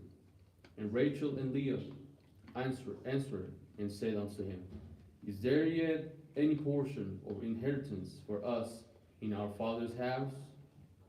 Are we not counted as of him as strangers? For he had sold us, and had quite devoured also our money. For all the riches which God had taken from our father, that is ours, and our children. Wow. Now then, whatsoever God had said unto thee, do. Okay, so that's the end of your portion. So she said, man, I'm with you 100%. Both of them, Rachel and Leah. See, they wasn't fighting. They didn't argue with each other. Well, why you bring her to the field? They didn't ask no questions disrespectfully. They listened to what Jacob said, and they said, well, Yahweh's already said what we need to do, so we need to just do that. Okay. That's Yahweh's already told us what we need to do, so we just have to do that. Okay. Oh, you got any Any midrash on it? Well, I think we can see easily that the wages of Jacob Mhm. were not the most beautiful lands and rents, Mhm. but he gave the Most High give it to him because that was righteous because what he did. So sometimes people are looking for the Most High through the blessings, the cars, the big houses, all that stuff. And for sure, the Torah talks about the righteous man shall be blessed.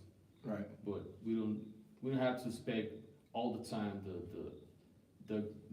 let's say the good things in man's eyes, like the cattle, Right. So we don't have to look for always the big houses, the expensive cars, the most beautiful women as wife.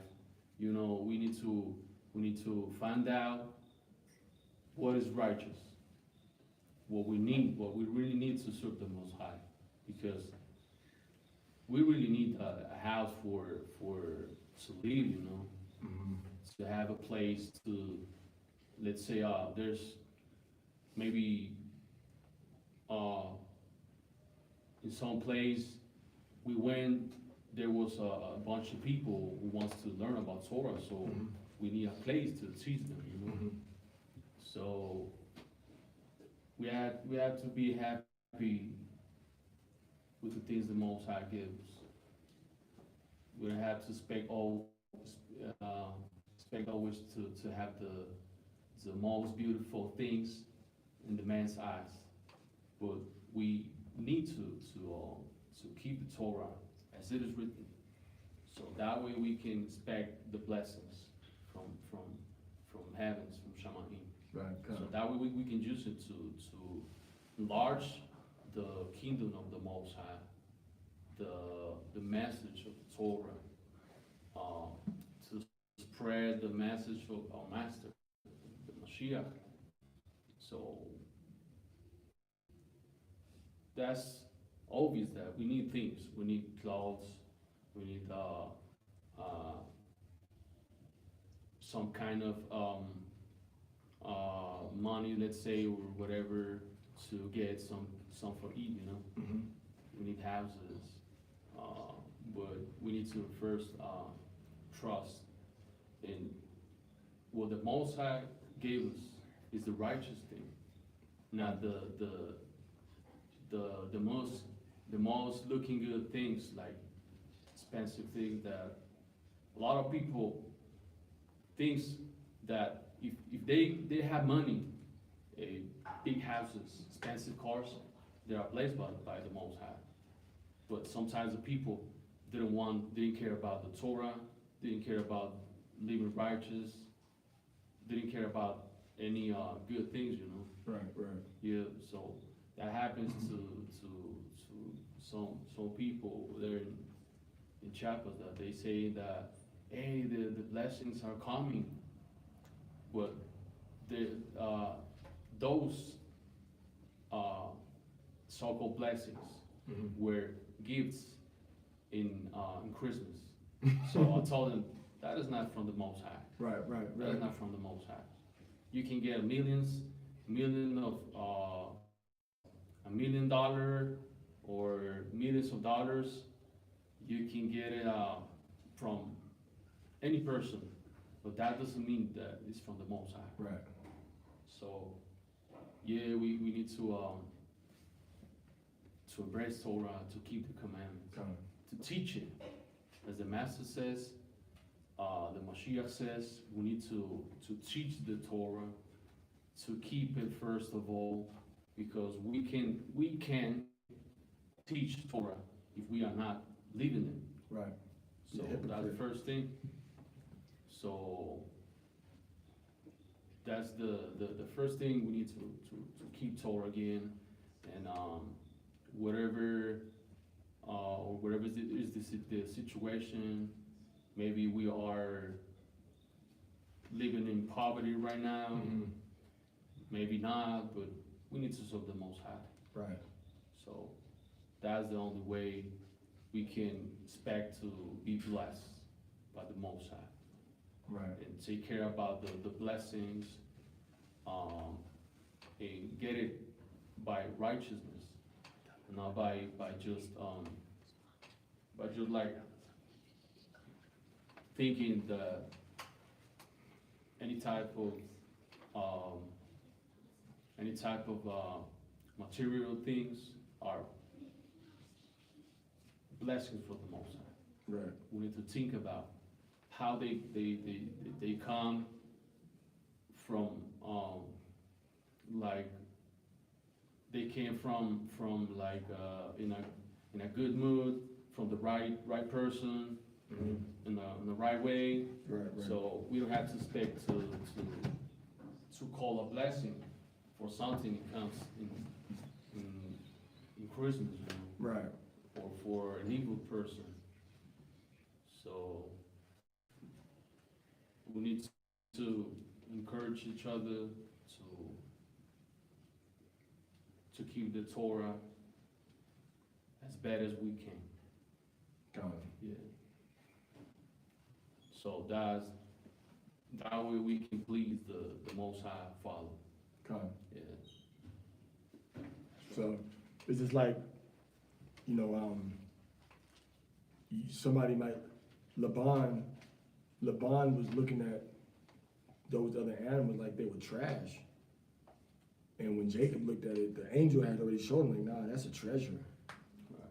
So it's not like the scripture said, we walk by faith, not by sight. The Most High still increased, Jacob and what he had. He might not have been able to do much with the wool. If he did, he had to kind of just shave it and separate it as he was shaving it, so it could still be done. But the milk products, after the dairy products, is, over and over and over for the whole year. But he started on such a small level that it was just animals. It wasn't no big house or big piece of land or $1 million. He said, okay, give me a few sheep. Give me a few goats. And that's how the Most High increased him. And some of the blessings that come from the Most High are like self-sufficient, self-sustaining, where you don't have to keep doing something over and over again. You can do that, but now the Most High can say, okay, man, just do this one time or 2 times or 3 times, and then just keep replicating it. So, or you less labor you got to put into it. He had other people helping him, and Most High, as he increased, the Most High said, now you got more people to increase. So that blessing from him being humble passed on to so many other people. It wasn't just him. Everybody else around him that was like, their mind may on the right path, say, okay, I'm gonna roll with you. I'm gonna roll with Zayatan, man, because see, the Most High is blessing him. So he increased, But now remember, he's teaching his sons. The more he increases, the more he can teach his sons, the more he can study, the more he can learn, and the more he can tell them how to trust in the Most High to become greater. So it's not just a physical thing. Every time something physical happens to him good, and he has these animals that Laban didn't want, now the Most High says, okay, now you can relax. You can teach now. The money is making itself. Just leave sheep alone, they're gonna make more sheep. Leave goats alone, they're gonna make more goats. You just gotta have people to watch them, make sure they're safe, make sure they're healthy. And now he said, okay, come over here, son. Let me show you what your grandfather Abraham taught me. Because remember, they're living in the same time period. It's Abraham, I think, when you go look at a timeline, a lot of people were still alive. So yeah, man.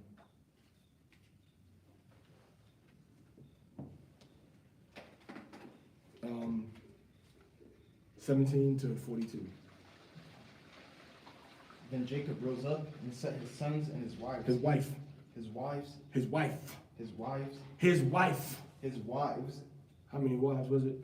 4. I just want to make sure we understand that point.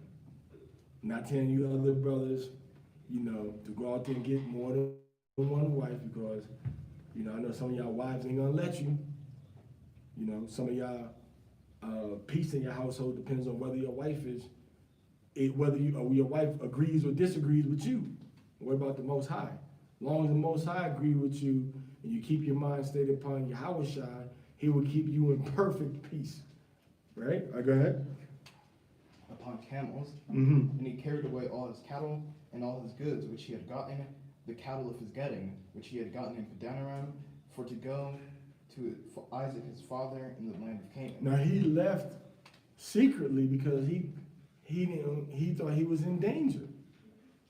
He didn't want Laban, being evil toward him. So he didn't tell nobody.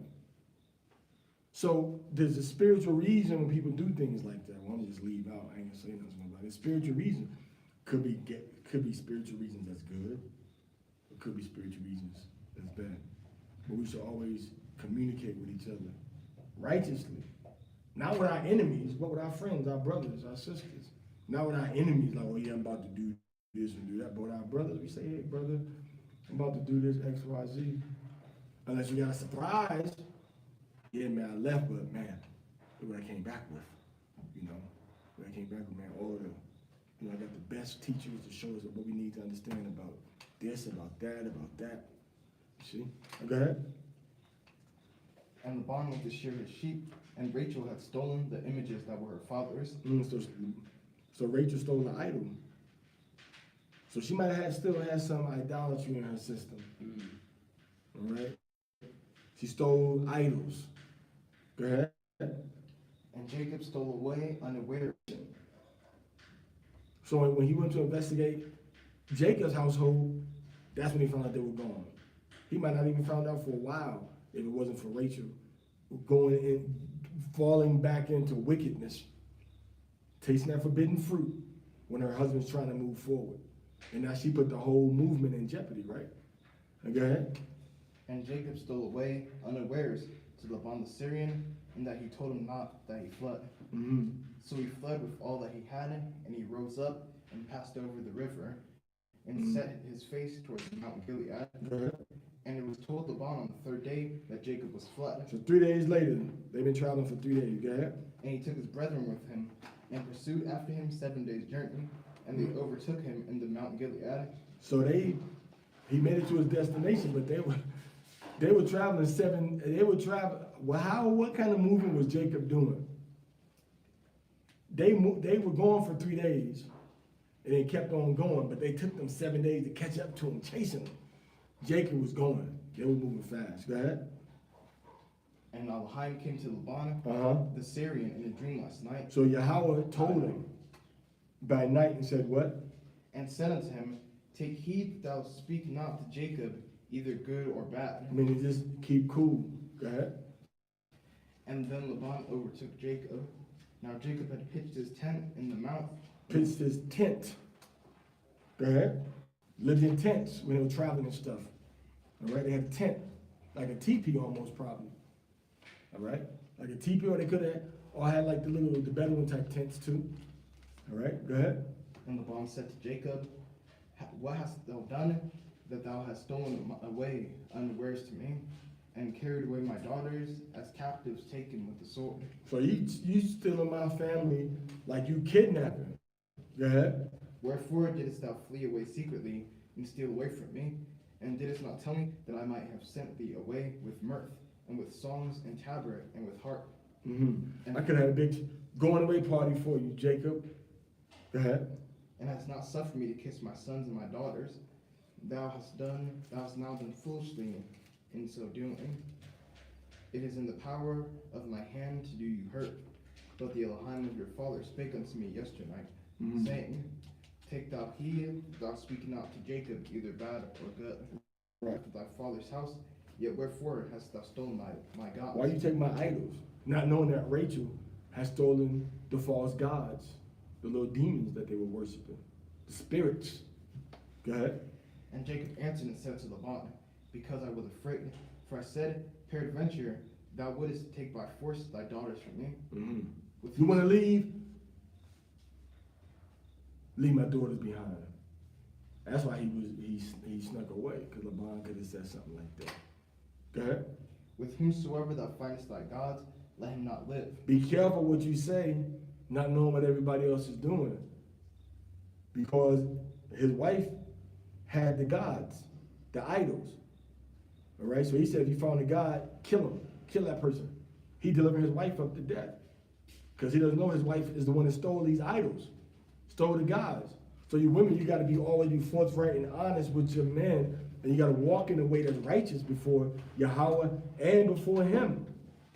Because you could put a whole lot of stuff at jeopardy for your family by doing the wrong thing in secret behind closed doors and nobody knows about it. She took these gods and these idols from her father's house. She took them from her father's house. Nobody knew she took them. So then when she took them, what happened? The father came looking for him. And Jacob says, whoever you find with him, you could kill him. Not knowing that his wife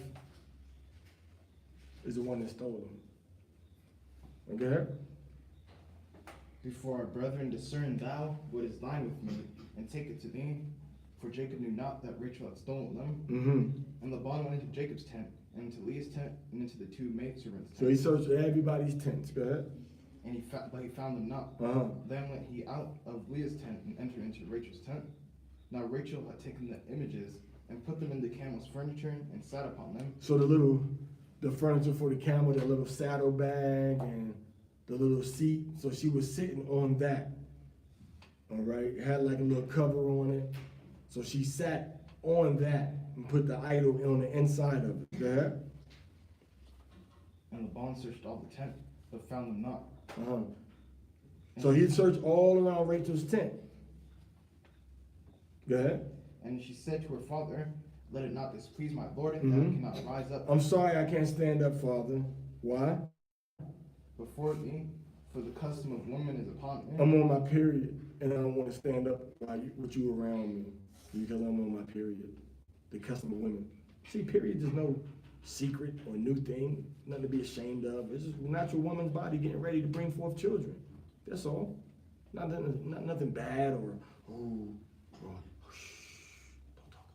that. No, it's natural. It's all inside the scriptures. So she said, I'm on my period, so sorry if I don't stand up. He was like, whoa, okay, see you later. Let me go ahead and leave out there. Go ahead. And he searched, but found not the images. All right, go ahead. And Jacob was wroth and chode with Laban. So now Jacob is jumping a gun. He getting into pride and anger now. Go ahead. And Jacob answered and said to Laban, what is my trespass? What is my trespass? What is my sin? What's my sin? That thou hast so hotly pursued after me. What you chasing me for, man? What did I do to you? You falsely accusing me. Now realizing that Rachel did do what Laban thought was done, but Jacob didn't know it. So just stay cool, man. Oh yes, I told you. Just stay cool and calm. Whoever you find her with, kill him. Don't just relax. You know what? To my knowledge, nobody took your stuff. But if you find somebody took it, my deepest apologies. It had nothing to do with me. I didn't know. I'm sorry. Go ahead and look for your stuff, man. Now, whoever you find her with, kill him. You can kill him. That's how sure I am that nobody stole your stuff. I'm sure nobody stole your stuff. Now, when he didn't find it because Rachel didn't get up, where your stuff at now, huh? You find it? Maybe it's in my back pocket. Here, check my back pocket. Maybe it's in the dung pile over there. Go check the dung pile. Maybe it's in the outhouse over there. Maybe it's inside the sheep's butt. Look inside the sheep and see if it's in there. Maybe it's in there.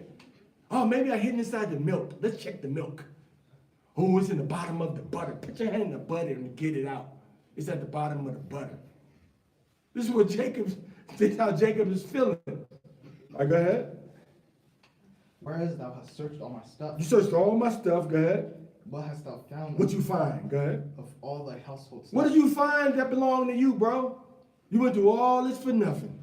What you find that's yours? Nothing. Bye. But Jake, bye. Well, bye. Find nothing is yours. Go ahead. And thy brethren, that they may judge betwixt us both. Mm-hmm. These 20 years have I been with thee, that the ewes and thy she-goats have not cast their young, and the rams of thy flock have I not eaten. So the women, the babies didn't have a miscarriage. All right, and I haven't eaten none of your stuff. Want that? Go ahead. That which was torn of beast I brought not unto thee. Whatever was killed by another animal, I didn't bring it to you. I replaced it. I was righteous towards you, bro. Like, go ahead. I bear the loss of it. Mm-hmm. Of my hand didst thou require it, Right. whether stolen by day or stolen by night. Because what's he make that distinction for, according to Dawada? All right. Because stuff stolen in the day, you know about, you see it. Stuff at night is just, you don't have nothing to do with that negligence. It's like when you kill somebody to break into your house, look at the opposite way. If you kill somebody to break in your house at the daytime, you can get punished. If they break in at night, then you can't get punished because you don't know who's coming in and what they're doing at your house at night. All right, go ahead. Thus I was in the day, the drought consumed me, Mm-hmm. and the frost by night, Right. and my sleep departed from mine eyes. Like I've been through stress and trauma serving you. Go ahead. Thus have I been 20 years in thy house. I served you for 20 long, hard years. Go ahead. So these little children grown now. These ain't no little babies no more. These are big men, big babies, big children. Because when we started having babies with Leah, they got married after 7 years. All right. So 7 years and then Leah. No, so Reuben would be about maybe, if he served him for 20 years, right? And he served him for 7 first and then started having babies probably that year. So Reuben was about 13 years old. But he's having the babies seem like back to back. You know what I'm saying? Escaleras, right? Go ahead. I served thee 14 years for thy 2 daughters, and 6 years for thy cattle, Mm-hmm. and thou hast changed my wages 10 times. 10 times you changed my wages. You changed my wages 10 times. 10 times. What's 10 times 10? 100. Right. All right, go ahead. Except the Elohim of my father, Uh-huh. the Elohim of Abraham, and the fear of Isaac had been with me. Wow. Surely thou hast sent me away, and now empty. You know what an insult that is to tell somebody? Like, man, if it wasn't for God, if it wasn't for the Most High, you wouldn't have sent me with nothing. If you had your way, I'd be broke, busted, and disgusted, can't be trusted, sleeping in the gutter somewhere, man. If you had your way. So Jacob is going in on him, bro. Like, Jacob is going in on him. He's really insulting Laban. And he's wrong. He's wrong. Because his wife stole the idol. So Jacob is wrong. So that's showing you how even our fathers got in their flesh and walked out of wisdom. Especially everybody hate to be falsely accused of something. But then to find out that what you accused, that they accused you falsely and they don't have no evidence against you. Oh, now Jacob's like, oh, I'm really going to show myself now. Ya te voy a decir todo que yo he guardado mi alma después de esos 20 años. You know what I'm saying? I'm going to tell you everything I've been keeping in my heart for the past 20 years. He just let it all out. Bah, bah, bah, bah, bah. Okay, go ahead. Elohim hath seen my affliction. Mm-hmm. Not to touch me. So what you going to do? You going to touch me? What you going to do, Fat Rodney? What you going to do, Fat Rodney? All right. All right, so any midrash on that? Madrash on that?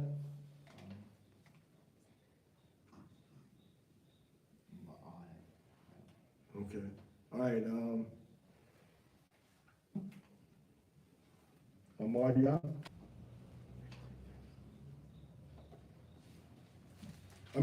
Verse 43. Genesis chapter 31, verse 43. Chapter 43 minus 12. Verse 42. Then Laban spoke up and said to Jacob, Mm-hmm. the daughters are my daughters, the children are my children, and the flock is my flock, Mm. and all that you see is mine. Yet to my daughters, what could I do to them this day, or to their children whom they have borne? So now come. So he said, man, this ain't your stuff, this is my stuff. This ain't yours, bro. It's mine. You snuck away. You didn't leave honorably. We didn't have no deal or agreement. You snuck away without telling me nothing, bro. Like, no, it's not yours, it's mine. I didn't get these to you yet. You said you was gonna work for me.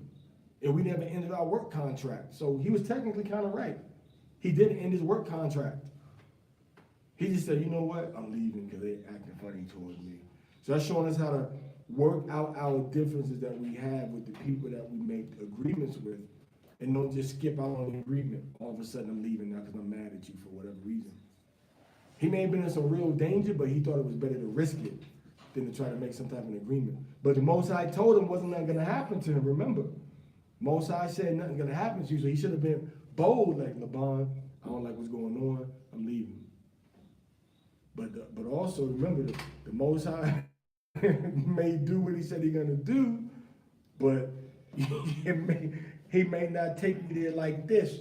You may have to go around and through the bushes and through the caves and through the snow and the ice in the middle of winter to get there, but you never know what the Most High is gonna do. So Jacob's like, you know what?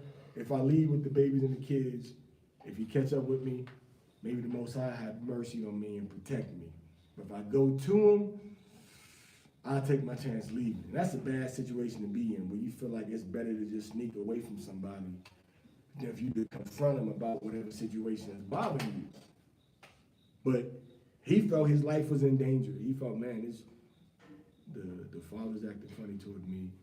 His son's acting funny toward me. They're not looking at me like they looked at me before. They faces evil toward me now. It's time to go. Okay? So now come, let us make a covenant. Mm-hmm. I am you, and he shall be a witness between me and you. Then Jacob took a stone and raised it up as a monument. And Jacob said to his brethren, gather stones. So they took stones and made a mount. Right. And they ate there on the mountain. Laban called it Jegar Sahadutha, but Jacob called it Galid. And Laban declared, Heap of witness. Right. and Laban declared, Right? this mount is a witness between me and you today. Mm-hmm. Therefore he called its name Galid. As for the Mizpah, because he said, may Yahweh keep watch between me and you when we are out of each other's sight. If you will ill treat my daughters, or if you will marry wives in addition to my daughters, that no man may be among us, but say, on the high is a witness between me and you. And Laban said to Jacob, here is this mountain, and here So now he coming here trying to regulate his household. Don't take no other wives besides my daughters I gave you, and blah, blah, blah. And he's trying to regulate now after you done been evil to me all these years. You ain't concerned about your daughters, man. Now you trying to make rules and regulations on my household, what I can and can't do. Go ahead. And here is the monument which I have cast between me and you. This mound shall be a witness, and the monument shall be a witness, that I may not cross over to you past this mount, nor may you cross over to me past this mount, and this monument for evil.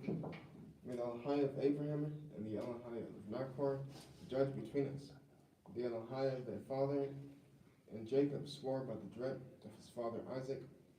Then Jacob slaughtered for a feast on the mountain, and summoned his kinsmen to break bread. And they broke bread and said, what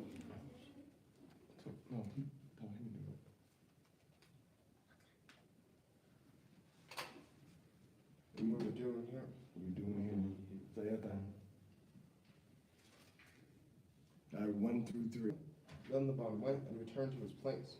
Jacob went on his way, and the angels of Elohai encountered him. Jacob said when he saw them, this is a godly camp. So he called the name of that place Mahanaim. Yeah, 2 camps. Mm-hmm. So he keeps seeing The angels. Now, is that the end of the Parashah in there? You sure? I'm sure it stops in 2. But in English Bible, it's 2. What verse is it in there? 3? Okay, so here's 2. Okay, so go ahead to the Haftarah.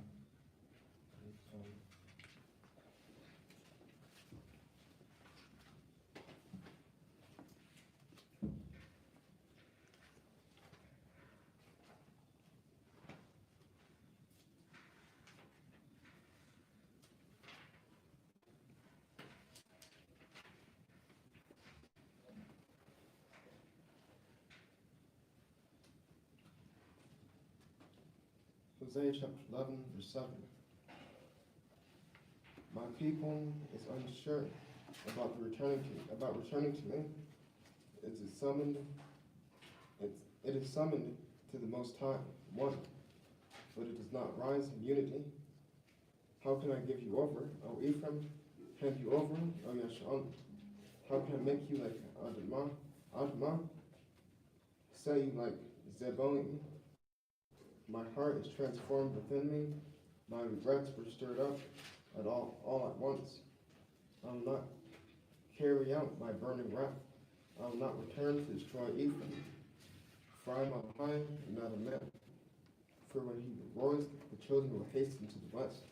They will hasten like a bird from Egypt, and like a dove from the land of Assyria. And I shall return them to their homes, the words of Yahweh. Ephraim surrounded me with lies, and the house of Yashalah with deceit. For Judah enforces the mastery of Al-High, and is faithful to the Holy One. Ephraim grazes on wind, and he seals a covenant with Assyria, and delivers oil to Egypt. Yahweh will have grievance against Judah. Yahweh will Verse 1. Verse 3.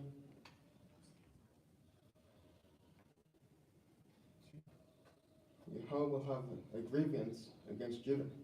We will call upon Jacob. What verse you in? Chapter 12, verse 3. No, you're supposed to start at 12:12.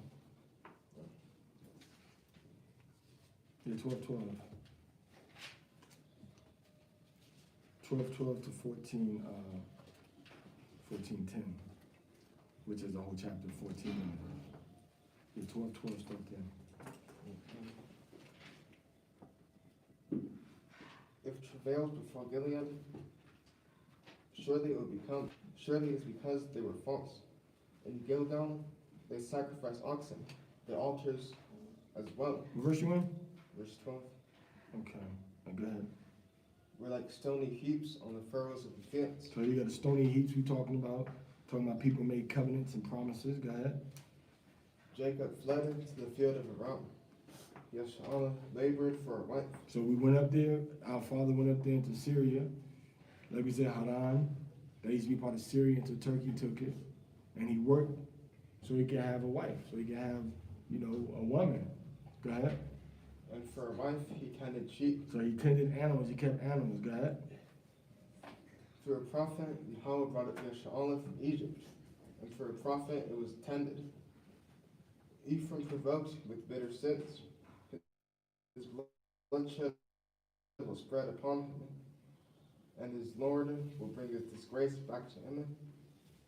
When Ephraim spoke rebuke, he was uplifted in Yashalah. But when he sinned with the Baal, he died.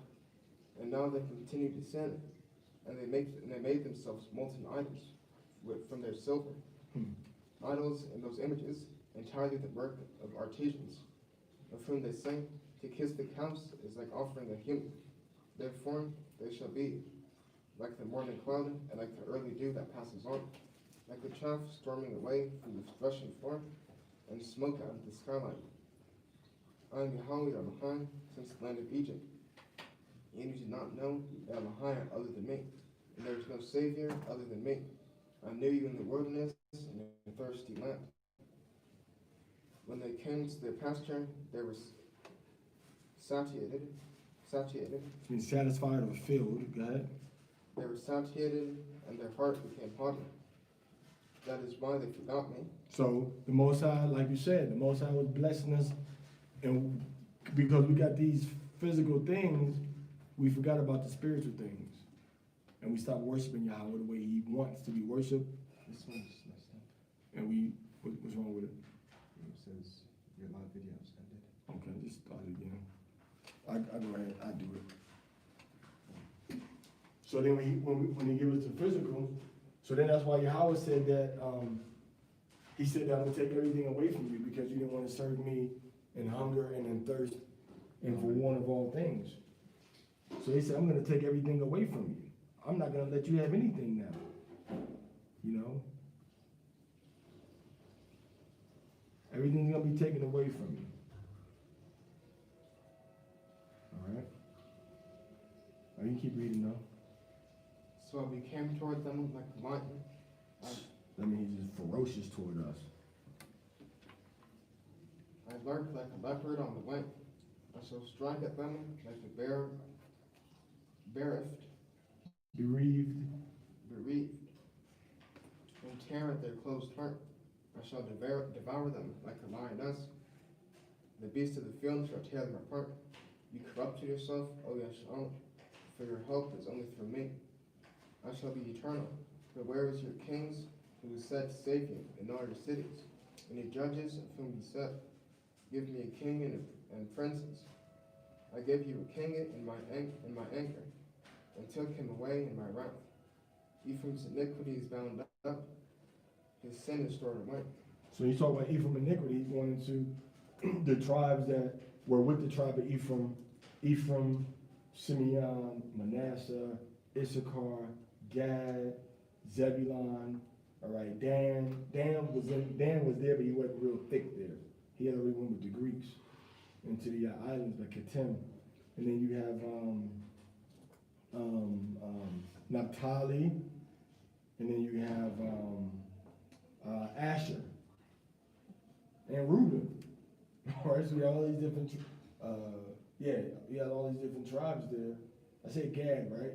So that's basically encompassing Ephraim. When it says Ephraim, that's what it's really talking about. All those different tribes. But just Ephraim was like the most famous and popular of the tribes because that's the head tribe of the firstborn inheritance belongs to him. All right. The inheritance belongs to the tribe of Ephraim. All right. Okay, let's read. Labor pains shall come upon him. He is an unwise son. For in time. Now, labor pains will come upon him.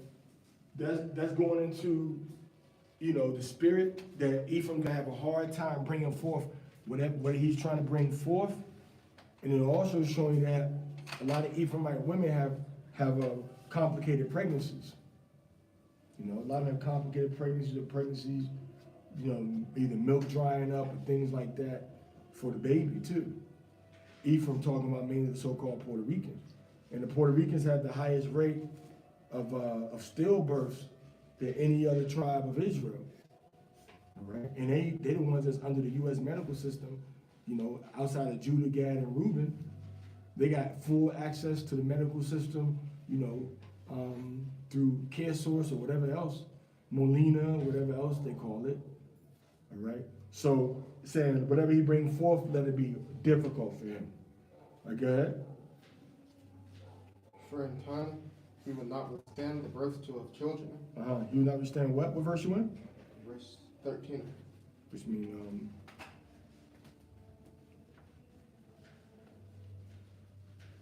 go ahead. From the power of the grave, I would save them. So the Most High is still going to redeem Ephraim in spite of the wickedness. Go ahead. From death, I would redeem them. So, okay, go ahead. But I will speak with you of death. I will cut you off to the grave. Comfort will be hidden from my eyes. For he was to be fruitful among brethren. So, even though Ephraim, now talking about the specific Caribbean, that was the fruitful place. That's why they called it Rich Port. Okay? And then once they called it Rich Port, they called it the Borinquen, the land of the noble lords. And nobody could live on that island except for the ones that were from. Yahweh's wind will ascend from the desert. So the east wind, the wind is going to come. Yahweh is going to bring people from another place. Go ahead. His spring will be dried up. Meaning the reproduction of Ephraim, meaning the plans of Ephraim, the governments of Ephraim, the land of Ephraim, their seat, their peace and safety, tranquility that they had, the Most High is going to take all that away. He has taken it away. Go ahead. And his wellspring made a red. It will plunder the treasury of every desirable vessel. He shall spoil the treasure of all pleasant vessels. All right? Getting into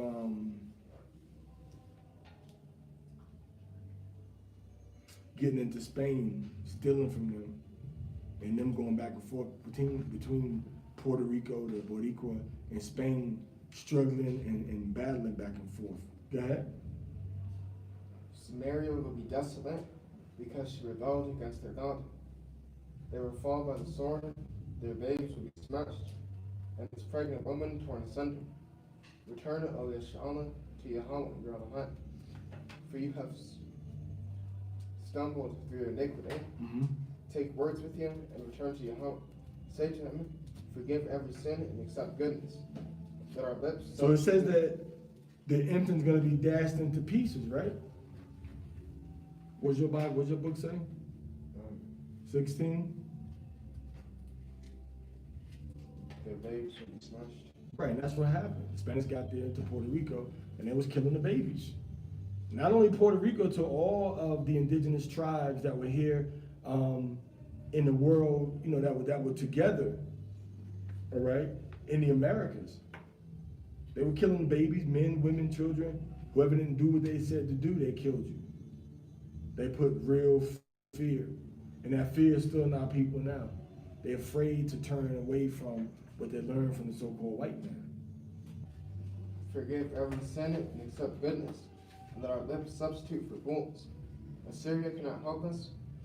We will not ride the horse, nor will we ever again call our handiwork our God. Only in you will the orphan find compassion. I shall heal their rebelliousness. I shall find love. I shall love them willingly. For my wrath can only be withdrawn from them. Right. I shall be like the dew to Yeshua, and its glory will be like an olive tree. Its aroma will be like the Lebanon. Tranquil will be those who sit in shade. They will refresh themselves like grain and blossom like the grapevine. Their reputation will be like the wine of Lebanon. Ephraim will say, what more need have I for idols? I will respond and look to him. I am ever fresh. I am like an ever fresh cypress. From me shall your fruit be found. Whosoever is wise will understand these. A discerning person will know them. For the ways of Yahweh are just. The righteous will walk in them, but sinners will stumble on them. So the Most High is saying that Ephraim is going to be made back right. It's not a lost cause for our people, our tribe. People may not be waking up, you know, when we want them to wake up or the way we think they should wake up, but they're going to wake up. Ephraim is not going to be left out there to just languish away. The Most High is going to allow our people of the house of Israel to wake back up and to serve him in spirit and in truth. It has to happen. It's going to happen. You can believe that. All right? Lastly, John chapter 1, verse 41 through 51.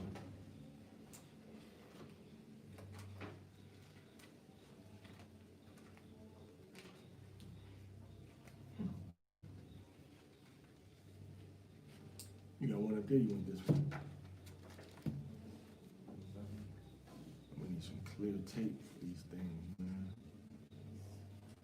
John chapter 1. Verse 41 through 51.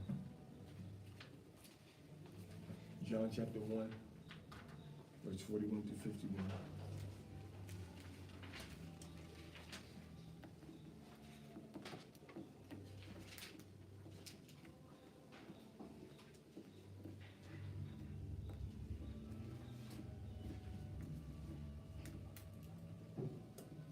Go ahead. John chapter 1, verse 41. He first findeth Simon, his own brother, Simon. Simon, and saith unto him, We have found the Messiah, which is being interpreted, Parashah. And he brought him to Yahushua, and when Yahushua beheld him, he said, Thou art Simon, the son of Jonah. Thou shalt be called Cephas, which is by interpretation a stone. The following day, the day following, Yahushua would go forth into Galilee, and findeth Philip, and saith unto him, Follow me. Now Philip was of Vayeitzei, the city of Andrew and Peter. Philip findeth Nathanael, and saith unto him, We have found him, of whom Parashah and the law and the prophets did write, Yahushua of Nazareth, the son of Joseph. And Nathanael said unto him, Can there any good thing come out of Nazareth? Philip saith unto him, Come and see. Yahushua saw Nathanael coming to him, and saith of him, Behold, an Israelite indeed, in whom is no guile. Nathanael said unto him, Whence knowest thou me? Yahushua answered and said unto him, Before that Philip called thee, when thou wast under the fig tree, I saw thee. So that anointing that was on Yahushua, that was on Jacob, the angel's message going up and down, Yahushua had a super dose of that, where he could see into the past, into the future a lot of times, and he could see into people's thoughts too. He could read people's thoughts, the scriptures tell us, man. So Yahushua was powerful. But he doesn't talk about himself in that capacity. But people around him knew he was a threat to them, and that's why they wanted to destroy him. My God. Because they didn't want to do the right thing. They didn't want to do the right thing. There was no threat to nobody if you wanted to do the right thing. If you want to do the right thing, you're no threat to be around your brothers and be around us to keep the Torah. If you don't want to keep the Torah and follow Hamashiach, now you're going to find ways to discredit and to tear down and to talk against and change the topic of the conversation. But if it's about obedience in the Torah, everybody can be quiet and everybody's fruit can just show for itself. But our people are so busy doing other things that they don't have time to do the Father's words, right? They want to see what he said to Ezekiel, what he said to Paul, what he said to Isaiah. They don't want to see what he said to Moses. Go ahead. Nathanael answered and said unto him, Rabbi, thou art the son of Amahai. Thou art the king of Yasharim. Yahushua answered and said unto him, Because I said unto thee, I saw thee under the fig tree, and leavest thou. Thou shalt see greater things than these. Man, that ain't nothing. I'm going to show you a lot more powerful stuff. Go ahead. And he said unto him, Verily, verily, I say unto you, hereafter you shall see heaven open, and the angels of on high ascending and descending upon the Son of Man. See that? Same thing, Jacob. You're going to see the angels coming down and going up on me. So you're going to see me operating in the message of the Most High, operating in the spirit of wisdom, okay? Operating in the spirit of prophecy. So that's what Yahushua was telling all. Of course, they were listening and heard what he was saying too. All right, so that's the Torah portion.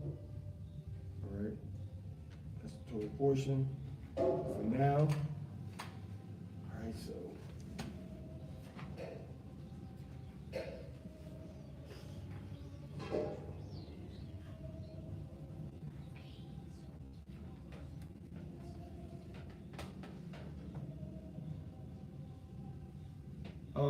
Deborah Arroyo, ¿cuál es la pregunta? You have a question, Deborah Arroyo? See, we can try to answer your question. We can try to answer your question, Deborah Arroyo. What's the question? You can go ahead and answer us. Y Cristian Mariche, sí, vamos a tratar de llegar a como, ya estás tú en Tijuana, pero vamos a su terreno allá, en su terreno natal. Queremos tratar de ir a la Costa Chica también, en Coajín y Coalapa, Collantes, en como Tapexla. Ok, sí, vamos a tratar de llegar allá. Y yeah, Deborah, what is the question? You said you had a question, Deborah. We can answer your question, sis.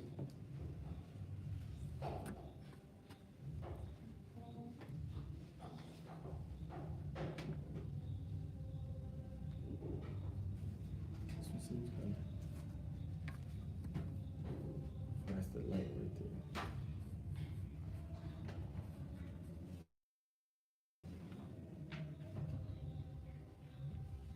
I guess she didn't have the question. Torah. All right, so that's it. Shalom to come.